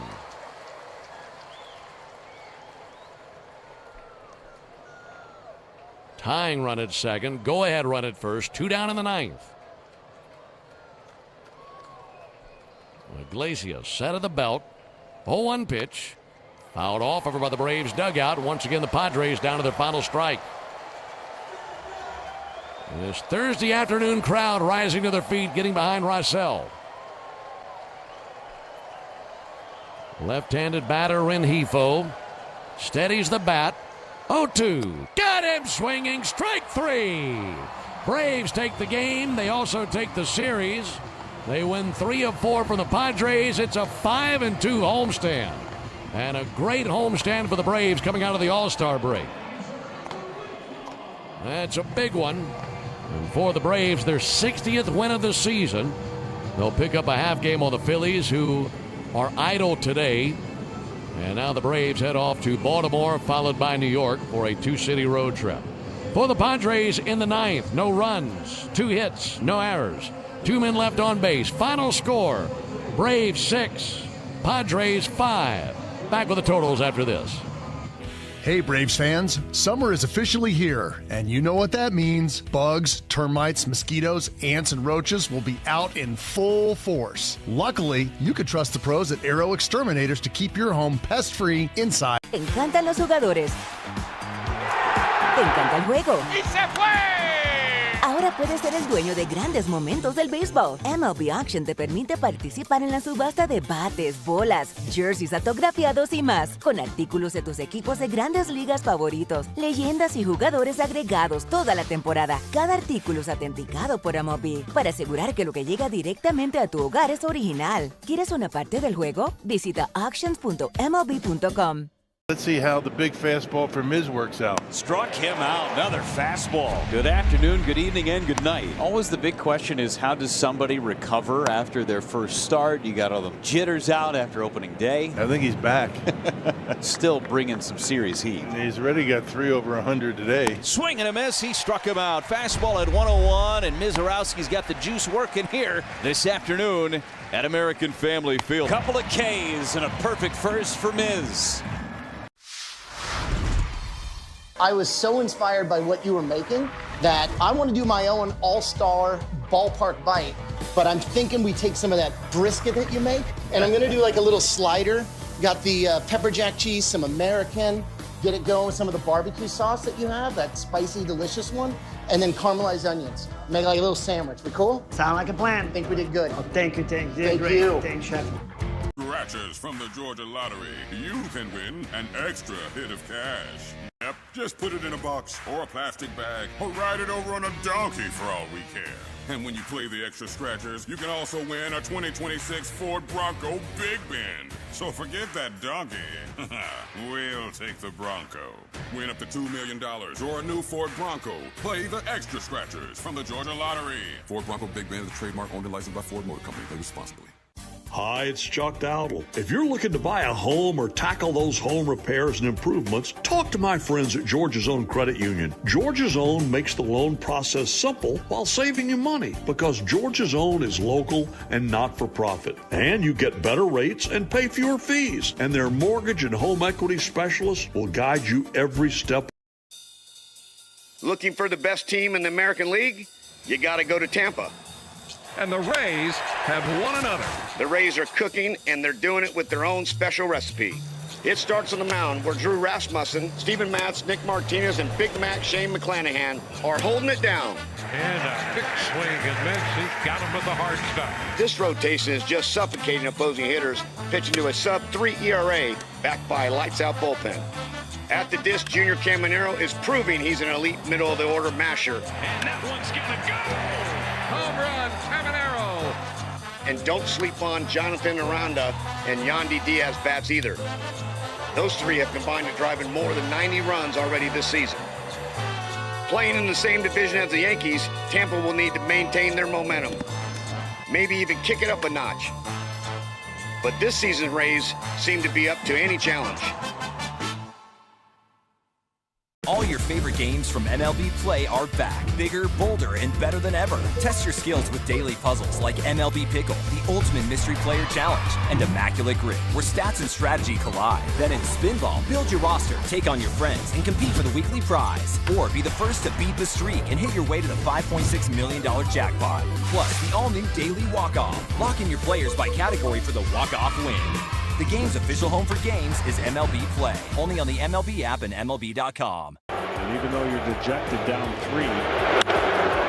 First pitch swinging. This ball's hit in the air to deep center field. And George Springer gets it over the wall for a home run. His extra base impact continues. Third home run of the postseason for Springer. And they've got 6.